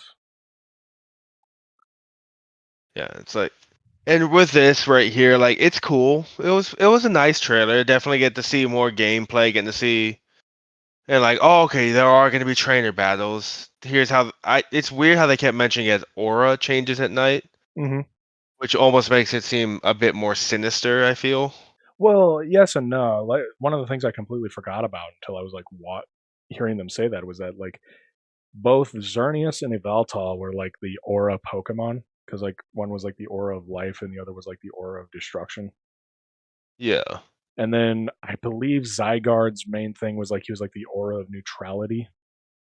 Yeah, and he was like all about like the nature guy. Yeah. And so yeah, I'm really looking forward to Pokemon Legends.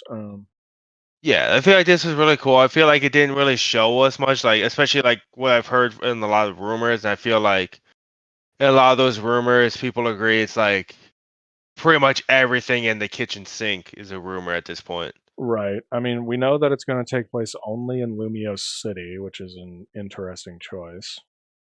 Yeah, and there are things like I hear all the time where it's like, oh, we're gonna see these new Pokemon, we're gonna see these Pokemon brought back, we're gonna have new Megas, we're gonna see Z moves. It's like there's just so many different. Yeah, it would be so weird if they do not introduce new megas. Other than Yeah, the fact that it goes to show how much Pokemon hated megas. oh yeah, it just, well, it completely like broke their games and their I mean, competitive scene. yes and no, but like, But it's like it's definitely you can out of like everything with Z moves, Megas, Dynamaxing, G maxing, mhm, terrestrializing. Like you can definitely see that Megas are the thing that people really took to. right. Yeah, Unless you're most Ash definitely. Ketchum and you cheat and have everything. I always Fucking prick. found Z moves odd. Like because I remember like the more I heard about Z moves, the more it was like, there's no way this can be competitively viable. Because it's like you need to give up an item slot, which, if you know anything about competitive Pokemon, can be a death sentence, so that you can use one super nuke move.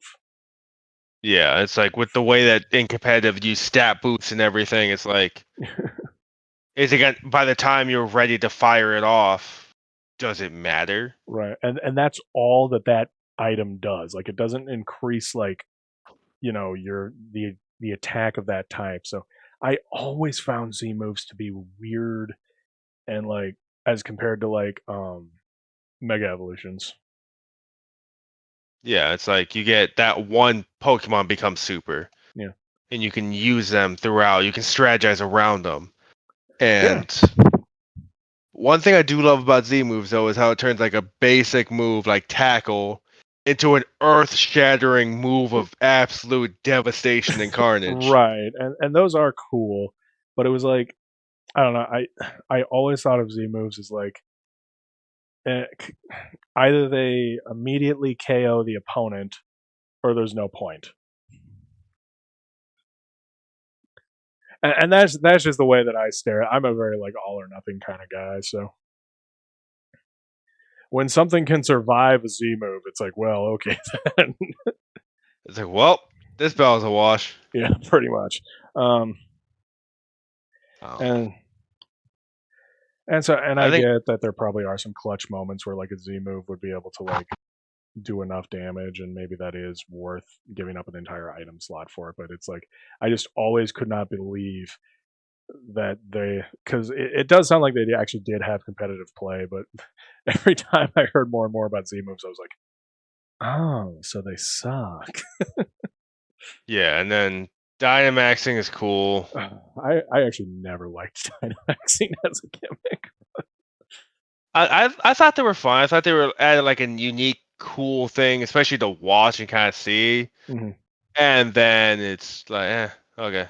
Yeah, and it's like it only lasts 3 turns, and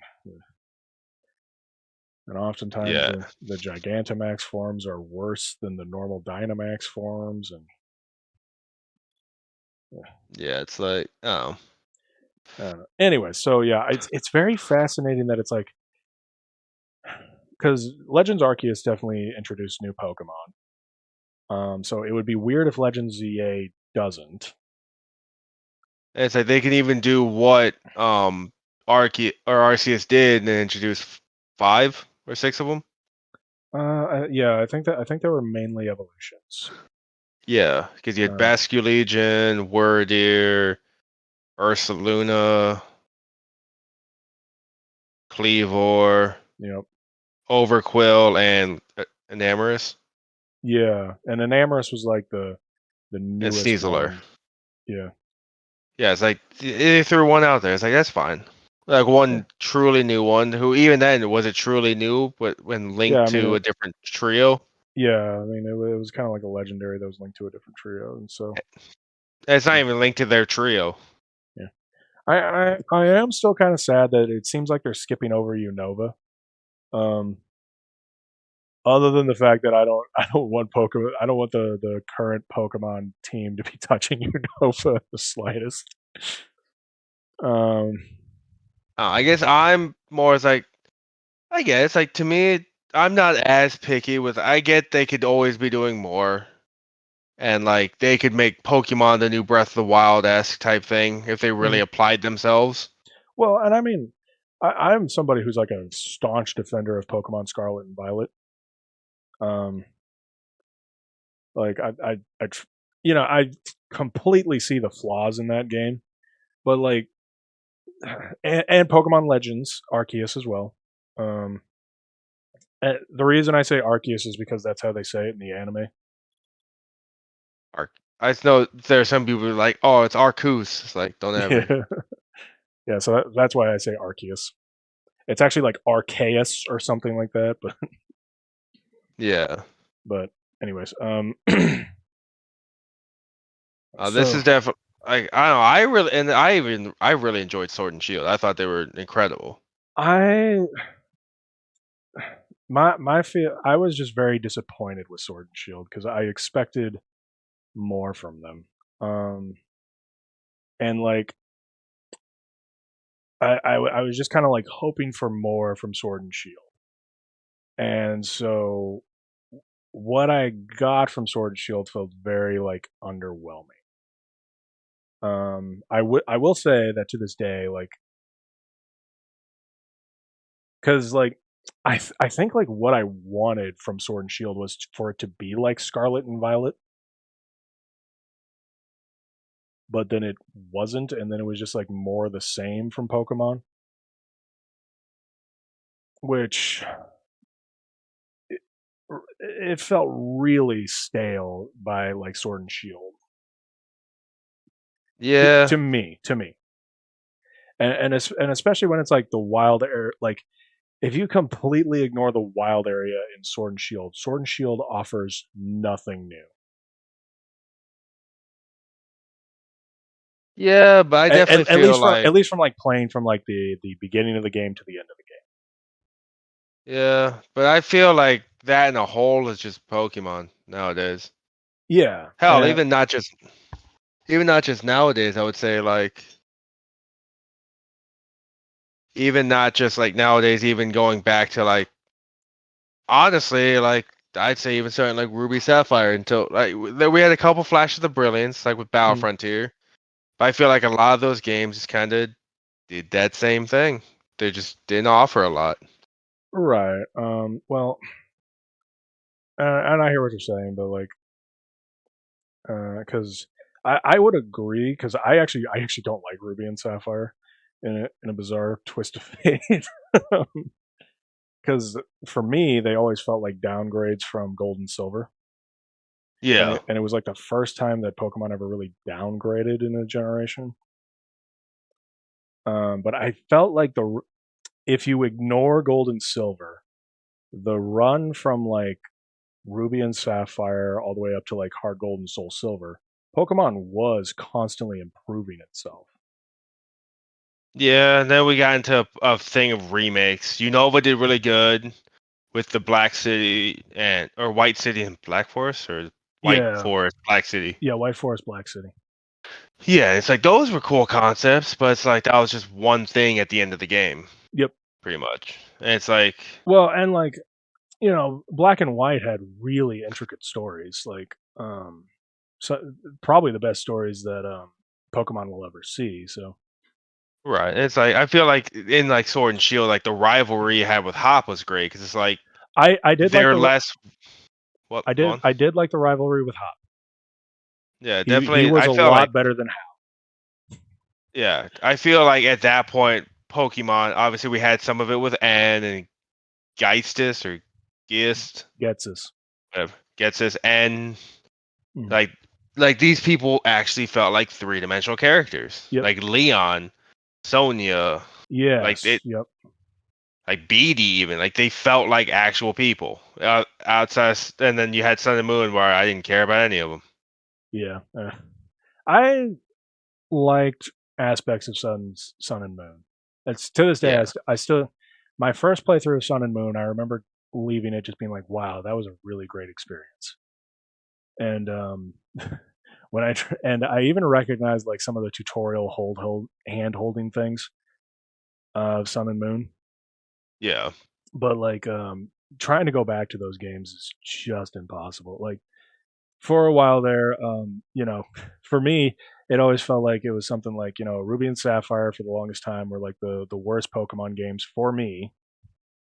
Um, and then Omega Ruby and Alpha Sapphire felt like that for the longest time, and then Ultra Sun and Ultra Moon took that. Yeah. Because It's like I feel like Ultra Sun and Ultra Moon like took everything from Sun and Moon and made it worse.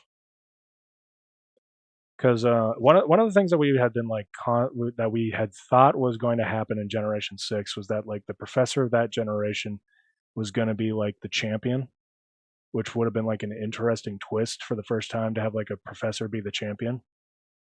yeah. And then it turned out to be a Diantha or whatever.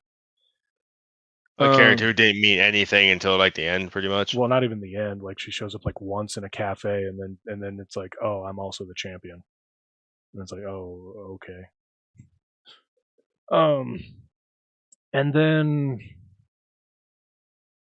Sun and Moon actually had the professor of that region be the champion. And Well, so was he a champion of a league that didn't really exist yet? right, and it's like it's in a league that's establishing itself, and also I also found like the trial challenges to be very interesting and different, especially at the time, like because we were talking about how like Pokemon just was so formulaic at that time, especially for like the story, and which is fine, but it's like then like Sun and Moon come along and kind of like try something completely different with the trials that I really enjoyed, and I remember completely wiping to the grass trial and just being like, "What the fuck?" Because that was the first time in a very long time that I felt like I was actually being challenged by a Pokemon game. Right. It's like, oh, and then in that regards, like I really like what Sword and Shield did, where it's like we always saw like in the anime and everything, like the battles in the gyms and the league were huge, like production. And I actually felt like that. Now we're actually in a tournament. Yeah. Type thing. Yeah. So I've always said this about Sword and Shield is that like, and my reason why I'm just so critical towards them is that it's like Sword and Shield are very, to me, they're very solid, like 8 out of 10 games. From a company that can easily do a 9 out of 10. And that's what bothers me about them is that it's like and then like I really wanted them to expand upon the idea of like the wild area, which it's just there, which I thought the wild area could. I mean eventually what we got with like Scarlet and Violet was what I was hoping for in Sword and Shield. Yeah. And so we didn't when I didn't get that in like Sword and Shield, I was just a bit disappointed by it. I will also say that like I always had like a very strange recommendation for people, which was that it's like if you didn't buy Sword and Shield, don't buy it yet. But if you have Sword and Shield, get the DLC because the DLC is absolutely worth it because it's 100% exactly what I wanted from like Sword and Shield. Right. Like like that's what I was expecting from Sword and Shield was like those types of and so I don't know, and it's been so long as like so much like it was just a feeling that it's like Pokemon is like completely stagnated at this point. There's just no chance that we're ever going to get anything new or interesting, like, and that it's just going to be like these weird, like, stuck in the past type of games, Yeah. But I feel like Scarlet and Violet, and to some extent, like the Legends game, have assuaged some of those fears in me. Yeah. But I feel like they're kind of in that dangerous spot now where it's like there's only so different they can really make these games before they start to isolate the like fans of it. So it's like I feel like they're walking a dangerous ground. Right. And I should also mention that there was a game that I played. It was called Pokemon Crystal Clear. It was like a ROM hack of Pokemon Crystal, where you could beat the game in practically any order. Like if you wanted to go to, because you could start like in Azalea Town or whatever, and then walk all the way to Pewter City and get your first badge there. Go fight Claire, who's supposed to be the 8th gym leader, get that as your second badge. And seeing that as like just a ROM hack was like, this is something that Nintendo could easily, or like the Pokemon company could easily do. And so I think that like I had like I will admit that it's like I probably had unrealistic expectations with Sword and Shield, and that's probably why like I'm probably not as like harsh towards them as I am nowadays. Especially because like a Brilliant Diamond and Shining Pearl came out, and it's like, well, I mean, Sword and Shield aren't that bad, so Yeah, and I feel like I could definitely tell your like change in stance there when you called them 8 out of 10 games. 'Cause I feel like before it definitely felt like they were lower on the bar. No, I've always held the feeling of like they're 8 out of 10 game. Like this has always been my stance, is that they're 8 out of 10 games, but like I just feel like they come from a company that could easily do like 9 out of 10 without like much more effort into it. I Yeah, also think that like the very stiff animations at the time were just very like disappointing as well. yeah, which and I get it's like they're kind of I feel like they're obviously working with a Switch, which obviously could have a lot more they could have drawn out of it for those games. But I feel like having only like maybe 2-3 years with development time, having to do all these different things, I feel like they're kind of limited in what they're actually able to do. Mm-hmm. And like they could be better, but it's like we might need to have like where instead of like what Scarlet Violet came out 2 years ago, that we got DLC and now we're getting this. Yeah, It would have to be like, all right, we get Legend ZA in 2025, and the next Pokemon game is 2028, 2029. yeah, But it's I like get I that. feel I get like that. that as like fans would absolutely push back on the idea. I would Well, yeah, feel I mean even nobody. more. Yeah, no, but nobody would be happy regardless of what happens. I'm just saying like my personal like Yeah, history and which like I get. I get you. yeah, and like I said, there's a lot of things that I actually preferred over like you know in Sword and Shield that I didn't like in Ultra Sun and Ultra Moon because well, not Ultra Sun and Ultra Moon, but like Sun and Moon because like How is such a stupid character. Like he's Yeah, the like they definitely. he's the epitome of that stupid like the stupid trope of like, oh, I'm not actually your rival. I'm just a friendly neighborhood whatever. And it's like, get the fuck out of here, dude. Yeah, and I feel like Gen 6, which is great because it's DNA. It's like there are 4 rivals that they had. Yeah, Yeah, only one of them you could say was actually a rival, yeah. unless you were playing like I ROM hack where you'd fight them and they shit stomp you, right. and then call you a bitch. Like that's. I will admit I have never liked the story of Generation 6. I only liked the gameplay of Generation 6. I thought it was really interesting what they tried to do with like the mysterious stranger and the Floette, hmm or what they call him as, and the Sosuke Aizen anime looking professor. Like I Yeah. feel like there were a lot of greatness there, but they were greatly let down by the enemy team. Like, what's your Yeah. reason? I want to make the world That beautiful. right. Dumb.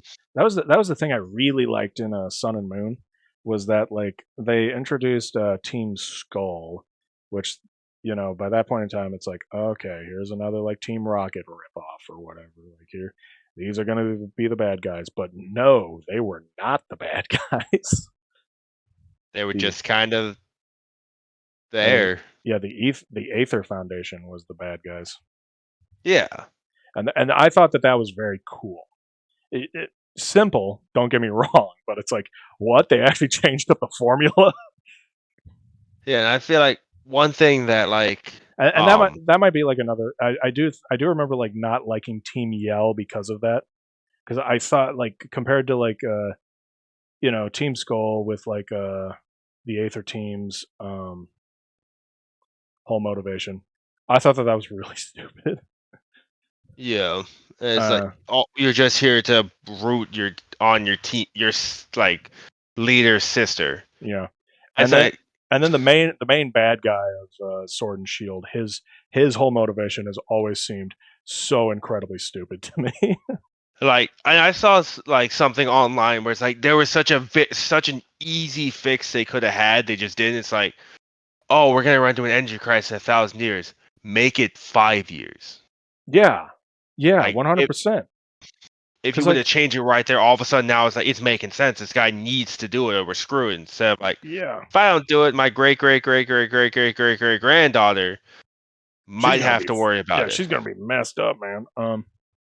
Yeah, Yeah, and it's so like yeah, I always thought that was really dumb. Like his motivation was really dumb.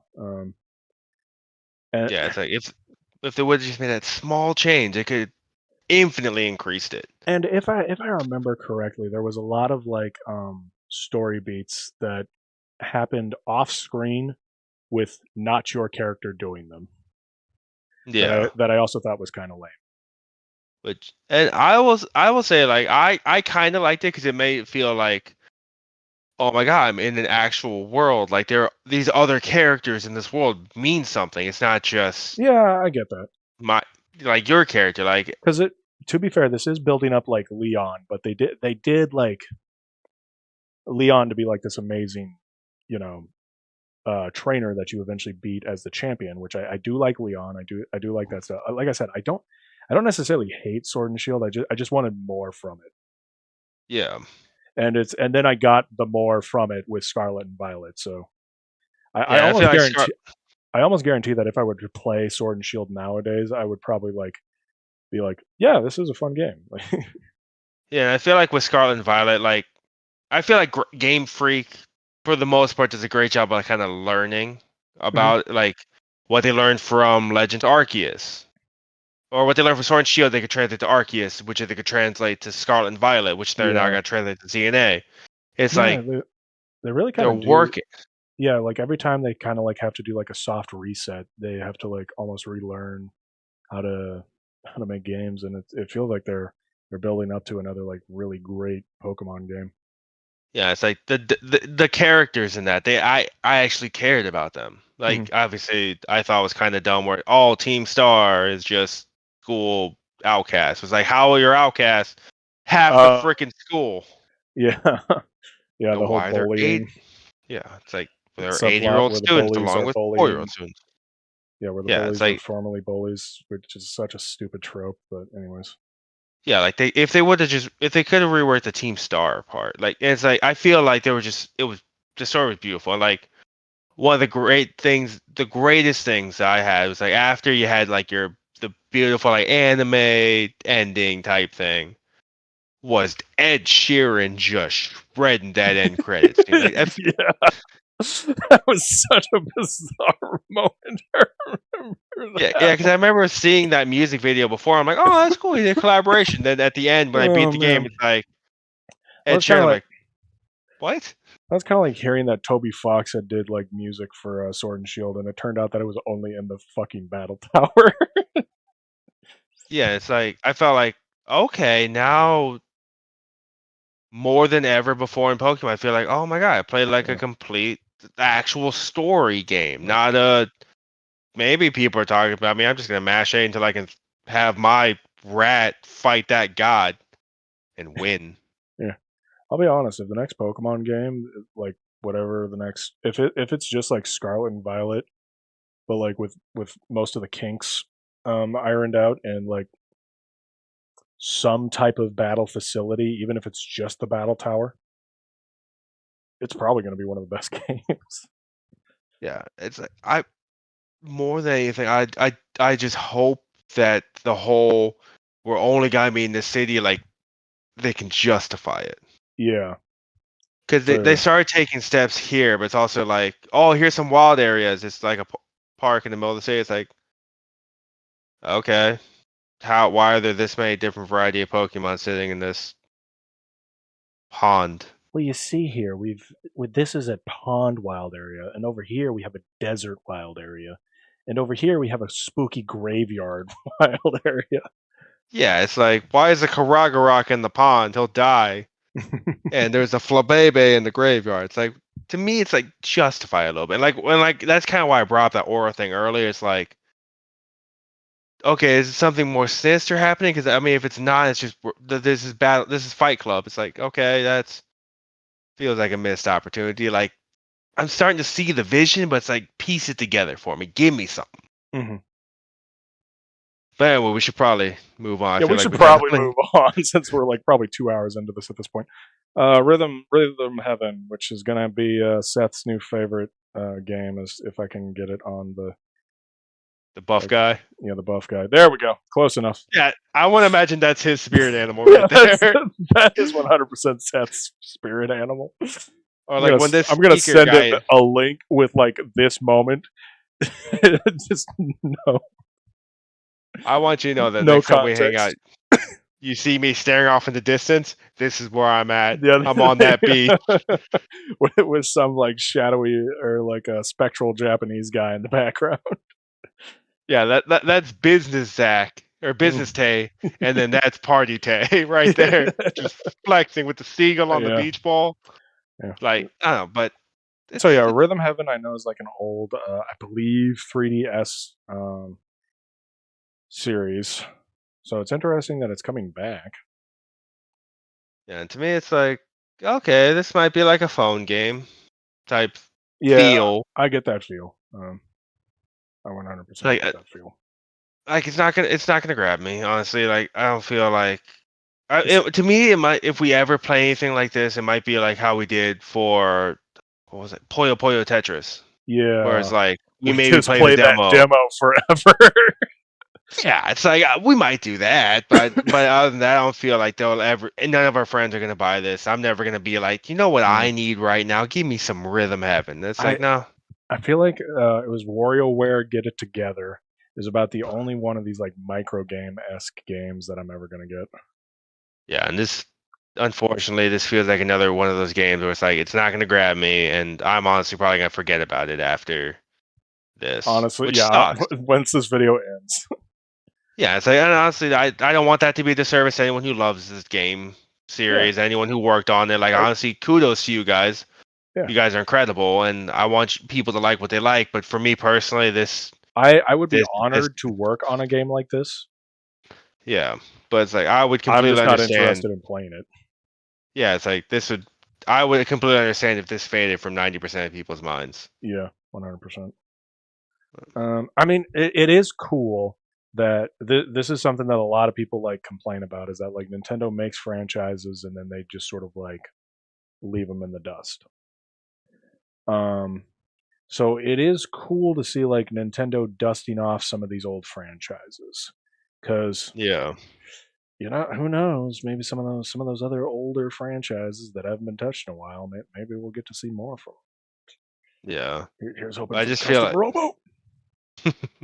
Dear but I Lord, feel like this. if there's a custom robo game announced in like for the Switch 2, I'm going to die on the spot. Just ugh. Yeah. But I definitely feel like this is gonna be one of those games that kind of shows it's a product of its time. Hmm. Yeah, definitely one of those like DS esque games that like comes out like right before the smartphone is a thing. Yeah, like we're playing it in like school, just like oh, you got Right. your DS? Let's play this for a little bit before we go to class. Right. All right. Like So let's move on before we start like just talking about old games again. The virtual game card. This seems like such a cool idea in like theory. Like yeah, one of the things I have constantly thought about, like as a man who is married, who will eventually have kids someday, is like, how the fuck am I going to like share my games with my kids? yeah, Like that has been constantly like a thought in my mind, and like this is really cool because it's like, oh, that's how that's going to work. Um, that and it's like it's really nice to see because one of the things that I've been like super nervous about is like I get that Switch games like the physical cards are going to work on Switch 2. yeah Switch 2, but like I have a lot of digital games for the Switch 2 or for the Switch. Are those going to transfer over to Switch 2? And the answer is now yes. Yeah, So it's like no fear there. yeah, it's like it's definitely cool. Like obviously they had to definitely flesh it out. This what they were talking about a little bit because, like I said, for the longest time it just felt like they're just describing online games or like virtual, like Right. digital games. Like Yeah. okay, But I think that the difference here is that like you don't have to because one of the things that like sucks with online games is that you have to like download them and keep them downloaded in order for them to work. And it sounds like with this that might not be necessary anymore, which would be really neat. It'll be interesting to see like how it works. yeah. Like yeah, it'd definitely be cool to see where they go with this and like just to kind of see like, okay, now we can share. Now it's like, hey Tay, you want to actually like try this game? Here, let me do it this way. Or hey Westy, I bought this cool game. Why don't you try it? The thing that I'm kind of interested in is like the idea is like, does this only apply to digital games, or does it apply to like physical copies as well? Because like if it applies to physical copies, where you could like load up a like digital version of that game and send it to somebody else, which I could see 100% why they wouldn't want to allow that, but Yeah, and that would make this like a lot more interesting to me, because yeah, that also like preserves that like physical cartridge, because there's a huge issue with some of this older hardware that it's like, there's going to be a day where a lot of this stuff just doesn't work anymore. Because like especially like discs, I believe that I think Warner Brothers was running into this problem that like some of their like DVDs are like really failing right now, yeah, and that's just due to the fact that it's like, well, this was just an inevitability that like, this. I mean, I believe the DVD is supposed to last for like a couple, maybe for like a couple decades or something like that. yeah. It's, Maybe even like 50 years or something like that, and then they would inevitably fall apart. But um, no. Like I really like the sharing concept here. Like I said, at first it just felt like, oh, here you can play with this on your other Switch. It's like, cool, I could just download it on the other Switch if I just have my account. But like I said, I really like the concept they're going. It's gonna be great for sharing, great for letting other people try. I wish that there was an option here for like, hey, let me lend you this game cartridge for a little bit, and maybe, I don't know. I was hoping like, oh, you and I could play together for a little bit, see if you like it. yep, yeah, I see what you're saying. But now it's just like, nope, I just lose access to my game for 14 days or for 2 weeks while you play it. It's like, okay, Yeah, I mean, I feel like that's better than the alternative of like trying to convince your friends to, hey, go buy this game well, so we can play together, and you hate it. yeah, that and like this is definitely more suited towards like parents, and like just families. Yeah. Because then like I just 100% see this as like me just like loaning out some of my games to my kids, um someday. Yeah. But oh, it's a cool idea. Yeah, I'm glad they're trying something like this. yeah. Let's see here. High on Life is coming to the Switch. We're probably just gonna like super Yeah. cut some of these. It's pretty. I mean, it's pretty cool. Like I said, that's a game I didn't think would come there, just because, like I said, definitely the Rick and Morty creator, definitely a lot more raunchy. Hmm. And like one of my friends talks about, it's like, okay, that's not definitely not a Nintendo friendly game, but it's cool. I'm Yeah, glad. yeah. I mean, stranger things have happened. Let's see here. Whoops. I'll be honest with you, I don't even remember this one, Star Overdrive, and I can't even get it to show up on screen. I'll say, yeah. Apparently, they don't want you to know it either. What's that? This is the next one, but like yeah, I can't get it. So oh, there we go. Or no, wait. Oh, he surfs. This guy surfs and like explores No. stuff. Yeah. I think, or maybe this is Dear Villagers. Yeah, the game is Dear Villagers by Star Overdrive. Yeah, No, this is another game that. I don't know. I don't even remember anything about it. The Wandering Village. Yeah, like I said, this is unfortunately, like I said, very so much credit, so much love, so much respect for the developers, but I just feel like there's just so many games in here that are just they're all blending together, Mm-hmm. kind of. And I feel like Dear Villagers one of or yeah, Dear Villagers, The Wandering Village, Star Overdrive. or No idea what that one even is. yeah, it's like it's just not they don't capture me. And this King of Meat, this King of seems Meat. like one of those party multiplayer type games, like all the battle royales we had, all the shooters we Well, I was had, gonna say everything it coming out. looks Splatoon-esque, but it looks like a terrible Splatoon-esque game. And Yeah, I it's like don't want to be mean like that because it's like, currently we're making like but let's be real here, like just a really terrible life simulator game. But well, it's not terrible, oh, but yeah, don't worry. Like someone after would this, definitely look I have at it and would say that it's terrible, and then we would feel sad. And so I don't want to like bash anybody that's worked on this game because it's like I'm sure you put your all into it. yeah, it's like, and I'm definitely going to be, you know, I have plenty of like story games and stuff that I want to be able to make Mhm.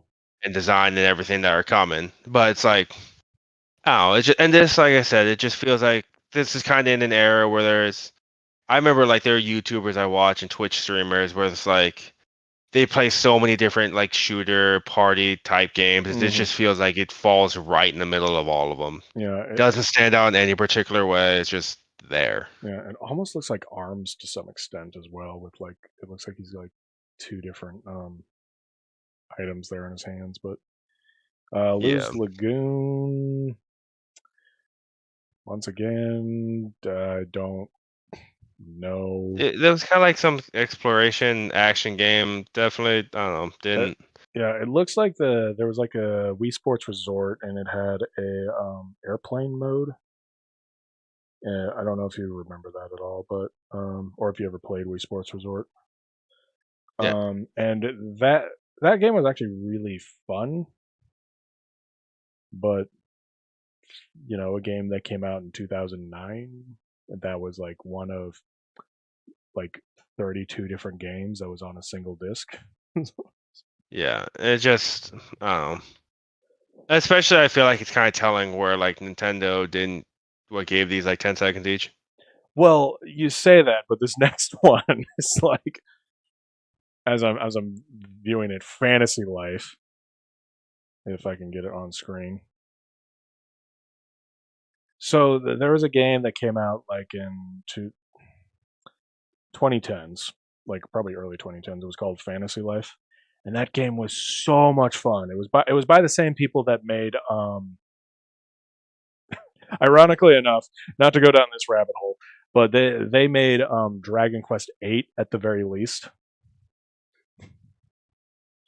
But they're also known for making the Professor Layton series. And they also made the Yokai Watch series, which is a level 5. But they also made this game. It was called Fantasy Life that came out on a 3DS, and I can almost describe it as like a very casual RuneScape to some extent. And so it was a lot of fun, and I was always so sad that it was like it's a game that's like there's a lot of games that it's like they came out on like the 3DS or whatever, and it's like, man, I wish they would have come out like on the Switch because boy, I could convince some of my friends to get into some of them. And we could have some fun because like Fantasy Life, at least how the original played, was that you basically were like a villager that lived in like a fantasy world, and you just recently reached the age of like maturity where you become a citizen, and you have to choose between like one of 12 careers that you want to go down. And these range from like, do you want to be a blacksmith, or do you want to be like a paladin, or do you want to be like a fisherman, or do you want to be a wizard?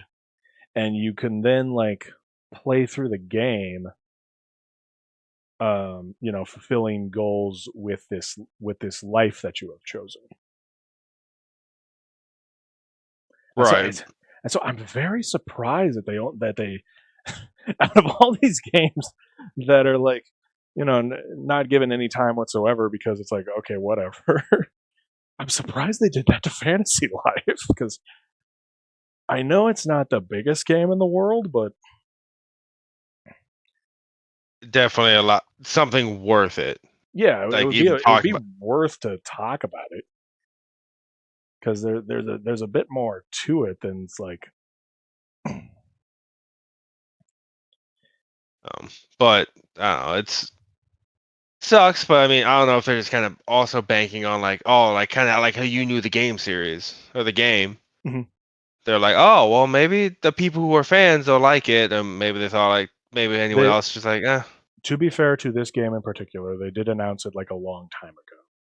I do believe a different direct talked about this game, but now it's like actually finally coming out. So that might just be like the reason why I was like given like 5 seconds here, as it just sits here and spins for us. All right, let's move on to Saga Frontier 2 Remastered. Like I said, I just don't know anything about the Saga series, other than that I know that it exists.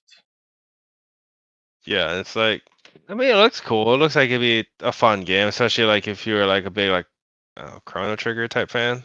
Well, yeah, just like an RPG fan, especially like Yeah. Chrono Trigger, Final Fantasy VI, Final Fantasy IV. I would say like Dragon Quest V. If you're like a fan of those games, then this is probably going to be like right up your alley. It's like that. It's like that era of RPG.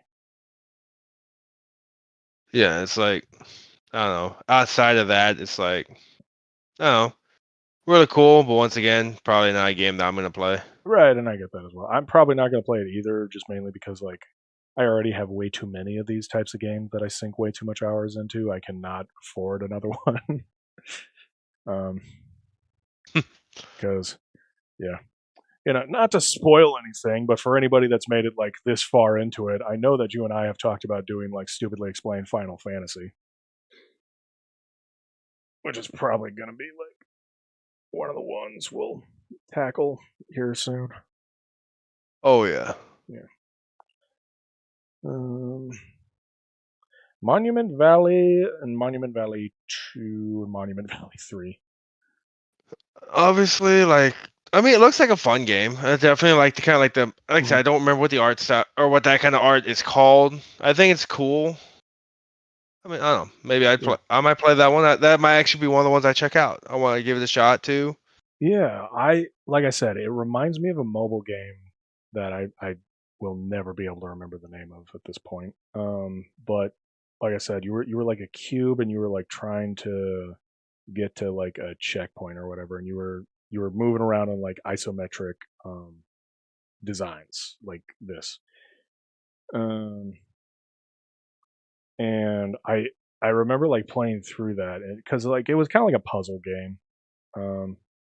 And I just remember playing it and just like some of the like mind bending puzzles that occur from playing that game, and just being like, wow, it's this is such a cool concept. I can't believe anybody hasn't like, because like once you see it, it's like, whoa, like I wish I would have thought of this first, but this is amazing. And so like it's I almost wonder like if this is the same developer, but like they expanded upon the idea and just me not knowing. Yeah. And so it's really cool. Would check out maybe. Oh yeah, but this next game, Everybody's golf. Hot shots.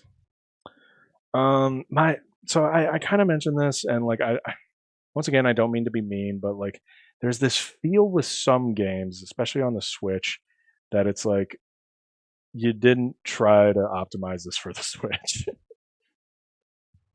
Or yeah, it's like like this. or like the game is like it probably comes. I don't know anything about this game. Maybe it originates on the Switch, but like there's this weird feel with some games that it's like I'm not even much of a graphics guy, but like there's this style of graphics that it's like when I see it, I'm like, oh, this game is cheap. Yeah, this looks like you could have told me this was a PS2 game, and I'd probably believe you. I wouldn't say PS2. Or early PS3. Yeah, because like Arkham Knight has the same problem on the Switch that like this game that I feel like this game does as well. Because like the textures of like this grass here are just kind of like really simple. That is a tree that is straight out of Pokemon Sword and Shield, which everybody complained about. So, and that was 7 years ago. So what's your excuse? Yeah, it's like it definitely. Yeah, I could definitely see it. Like it's a game that they put together. Like maybe they were working on in the meantime of something. Yeah. Once again, we're not necessarily. I'm not trying to crap on the people that worked on this game. It's just like something about this game just seems like really low effort, and I can't believe that this was not included in the block of Yeah, rapid fire games. Yeah, it's like this should have probably switched with like the other game. Yeah, Fantasy Life. Yeah, it's like Yeah. definitely. Oh, but anyway. Okay, let's move on. Marvel Cosmic Invasion. It just kind of looks like an old Marvel arcade style beat 'em up. Yeah, side scroller beat 'em up. Like obviously there are games. I don't know. You could tell me like they ported this from an arcade, or like this is an arcade style, like what they did with the Ninja Turtles. Yeah, or like we Scott tried so Pilgrim. hard to get away from arcades, and we're back in. Yeah, so pretty much the same thing we talked about there just translates over here. I will even at least say, for me. Like, I will even say, like, don't get me wrong. If I was thrown into an arcade, like nowadays, I would probably have fun for the day. Yeah, But I'm probably, but like, if we go to like a Dave and Buster's or something like that, I would probably have fun for the day. But it's just not something that I necessarily go out of my way to look for. Yeah, like if we're talking like, oh hey, we got a bunch of our friends together. What should we do? Oh, maybe we hit a Dave and Buster. Like, cool, yeah, let's go for it. It's not gonna be like something where I'm just gonna, hey Westy, you wanna go to Dave and Buster's right now? Right. Like I feel like there's just plenty of other things I'd rather do or like hang out or play and I feel like this kind of unfortunately suffers from that. Yeah. Now don't get me wrong. I actually really did like the beat 'em up style games, like the Simpsons game and like the Teenage Mutant Ninja Turtles game. But yeah, I would kind of agree that it's like, well, it's just another arcade game to me. Yeah, and I know there are people who absolutely like eat these games up, like right. And if that like, they have a sizable fan base. Yeah. Okay. But there we go. Tomodachi Life Living the Dream. Yeah. I thought this was an Animal Crossing game, I'll be honest with you. Yeah, it kind of is. So Tomodachi Life is like a really weird game for the 3DS where like your Mii's kind of like lived on I don't think it was an island. I think it was like in an apartment building or something like that.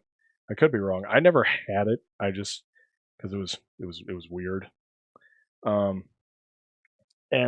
you know, it kind of had like that weird sort of like uncanny valley feel towards it as well, which kind of made it a bit more enjoyable by what I understand. So it's interesting that they're bringing it back because like there's this weird feeling of like when Nintendo just completely got rid of the Mii's. Yeah. But then occasionally they'll be like, "Oh, and now Mii's are back," and it's like, okay, look, like, do you want to have Mii's or do you not want to have Mii's? Like, it's like, here it is. Yeah, here you go. Yeah, here you go.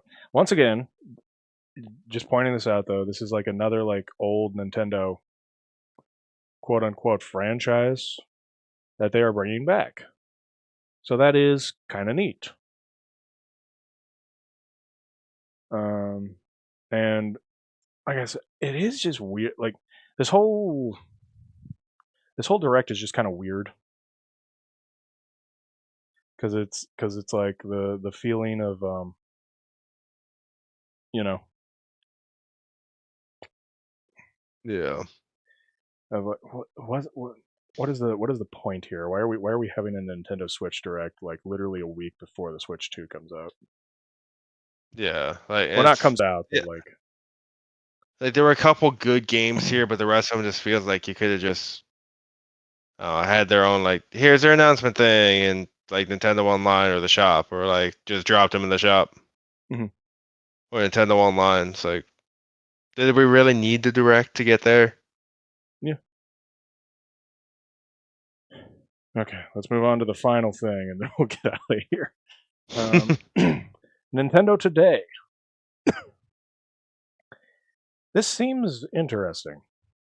I wonder why they're like changing. Yeah, it's just like if in case there's people who want more information out of them, that way people know like, oh, here's the next direct, here's our next announcement for this, or in case you missed this. Yeah, I mean, it's. I almost wonder because like one of the things that they were saying a while ago, like, and when I mean a while ago, I mean like a couple of years ago, was that they wanted like the Switch, like from here on out, when you bought like a Nintendo Online membership, that was going to keep growing. But like the value of it was going to keep growing. So and they mentioned that as like because that was interesting because for the first time in like forever for Nintendo, there was no backwards compatibility between the Wii U and the Switch.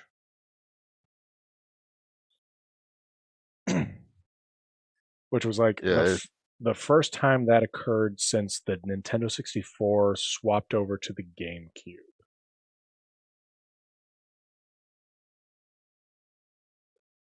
yeah, it's And so it is kind of reassuring to know that it's like, maybe a game that I have now for my Switch 1 will still work with like the Switch 45 in like 300 years from now, yeah. Like um, that aspect's cool.